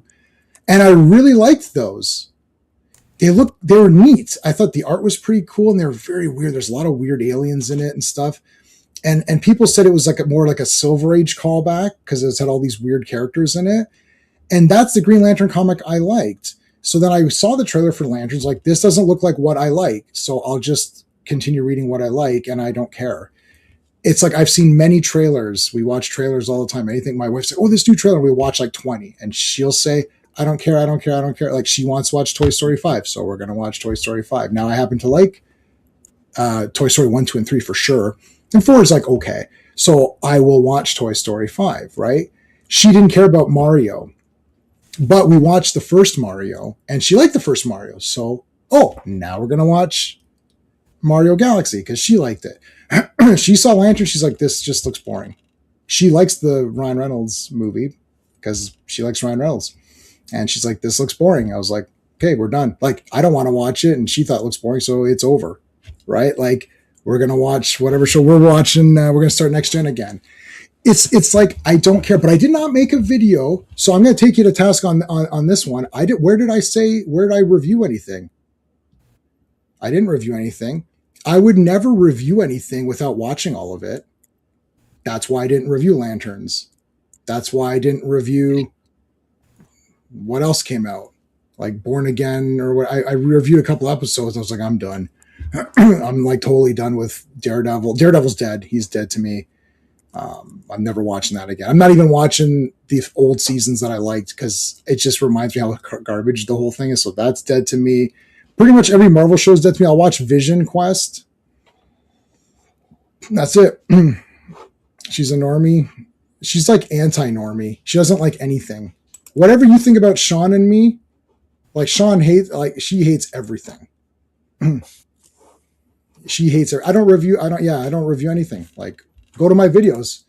It's all Tales of Suspense. So yeah, I would never review something if I didn't watch it. So I'm not going to review Lanterns episode 1. Anyways, I can review it now without seeing it. It's shit. Yeah, officially 0 out of 10. Yeah. 0 out of 10. Official. What are your points on it? Because I read Lanterns, but yeah. I'll keep it brief. Yeah, we're done in like 3 or 4 minutes. Yep, I can do it in 1 minute. Ready? Right. and I say this unironically, right? I mean this 100% seriously, right? It is not a Green Lantern show. Sure. If you want to see what Green Lantern is all about, you should watch the Ryan Reynolds movie, because it is a far more accurate and better representation of what Green Lantern is about. And in every aspect, it's not a very good movie, but in every aspect of what it's about, what the characters are about, what Green Lanterns do, the kinds of adventures they have, all the rest, it's not very good, but it's a hell of a lot better than Lanterns. Lanterns is a show made by people who are ashamed of superheroes, ashamed of they for some reason thought, we really want to make True Detective. But we got to use these DC characters. We'll shoehorn them in and create lots of bullshit tension. And the sheriff can give the guy who saved the planet endless number of times crap about jurisdiction, and he can get a bail bond from a female judge, because that's what it should be about. Because we don't want to tell a superhero story. And that's it. If you want to see Green Lantern, watch the Ryan Reynolds movie. It's not very good, but it's a hell of a lot better than that crap I saw last week. There's also a lot of swear. I saw somebody say that there's a lot of swearing in it, which is like, are you trying to be cool or what? Like, come on, guys. Yeah, but that's all of Gunn's projects. That was that Creature Commandos cartoon. Oh yeah. It's like, who is your audience? Everything is quirky and offbeat, and everyone's the same character basically. Everyone's mean spirited. Everyone's swearing. Everyone's cool and shit. And it's like, it's I don't know. It's supposed to appeal to everybody, but none of this would like. Are you gonna have your kids watch Creature Commandos? Are you gonna take your daughter to Supergirl? Like, what's going on here? I misspoke slightly, actually. You know what? If you want to see what Green Lantern's about, watch any of the older animated films or the animated series from 2011. I have those. I have watched that. Watch that stuff. Go watch Justice League. Yeah. The anthology cartoon movie they made was really cool. Jon Stewart is the coolest character in tons of Justice League episodes. He's amazing. And Aaron Pierre is not given anything to do. He's given nothing to work with. Like, that's Jon Stewart, the character from Justice League Unlimited, right? Who's a brilliant character. Yeah, I think this is pretty. I actually own every Green Lantern thing, and I've watched the cartoon, and the cartoon is very cool. That CGI one is cool. The CGI one is very cool. Yeah. I had the McDonald's toys. You know what's interesting? They've never made a Superman movie where he's not in Metropolis. And now you're making a Green Lantern series where he's not really in his element, which is just an interesting choice. Batman's never been out of Gotham, right? Mm-hmm. Well, so it's just Hong Kong interesting. Just interesting. The Dark Knight. They can't. I just saw this thing. Okay, I get what you're saying. Yeah. Who did I just read? I was just listening to somebody. It was a Lord of the Rings podcast because I was reading Two Towers. And the guy was talking about how Frodo and Sam, there's like this connection, a little bit with Holmes and Watson, and like where there's two male characters that are friends and like, help each other to become better. And they have this bond. And he's like, audiences today, there's everything in everyone's lives revolves around politics or sex. And they just can't separate either of those two things from fucking everything they fucking do. It's like, you can't just have two friends who help each other and are cool with each other and, they got to be gay, or there's got to be some weird thing. Or it's like, no, can't they just be two characters that love each other, but not in a sexual capacity? That's like, a Western reaction, though. Our had two guys bonding, and it wasn't gay at all. Yeah. And not that there's anything wrong with it, the way you say, but like, no, but like, you can't just have two friends. There has to be some sexual elements, or they put politics in for some. It can't just be two characters. And this is the problem. They can't have this green light. It has to be, they're fighting and they hate each other. It's like, why can't they just be friends? Yeah. Like in Star Trek, they all love each other. They help each other. They die for each other. Right? Why can't, like, Spock and Kirk are life bond mates that will do anything for each other. With McCoy, McCoy will do anything for Spock, and they argue all the time. But those guys, their relationship is that they argue. But Kirk and Spock, no. why can't there just be a relationship without sexual things in it, or some sort of political differences where, I got to be a lefty and I'm a righty and I've got to fight it out with you or whatever? Because that's the forced conflict thing. But now you just mentioned something, guys. Help me out. What's the last big buddy cop? Yeah, like kind of partnership, right? Like there was a while there was Starsky and Hutch, there was Crockett and Tubbs, right? Yeah, any of those guys would die for each other, and Lacey. Yeah, right? you could do two girls too. You like Xena and Gabrielle. It goes on, right? Yeah. That really doesn't work anymore. No. Say again, Sean. No, they fail. I mean, like Hobbs and Shaw didn't work out, and they made a fourth. Bad Boys, right? Did they not make a fourth Bad Boys last year? Yeah, but they're bad. And Bad Boys did work in the first few because people really enjoyed those movies, and the two guys were. Those remind me. I didn't like them either. No. Those remind me of Vice episodes, man. But I like Martin Lawrence movies. I actually like Will Smith and Martin Lawrence, but for some reason together I didn't. No, it's not because of them. It's just Michael Bay. Michael Bay's taint is on it. It's like it's too weird. But they were good. But people like the two of them. The buddy cop thing was mostly Salt and Pepper teams, and that was heavily influenced by I Spy.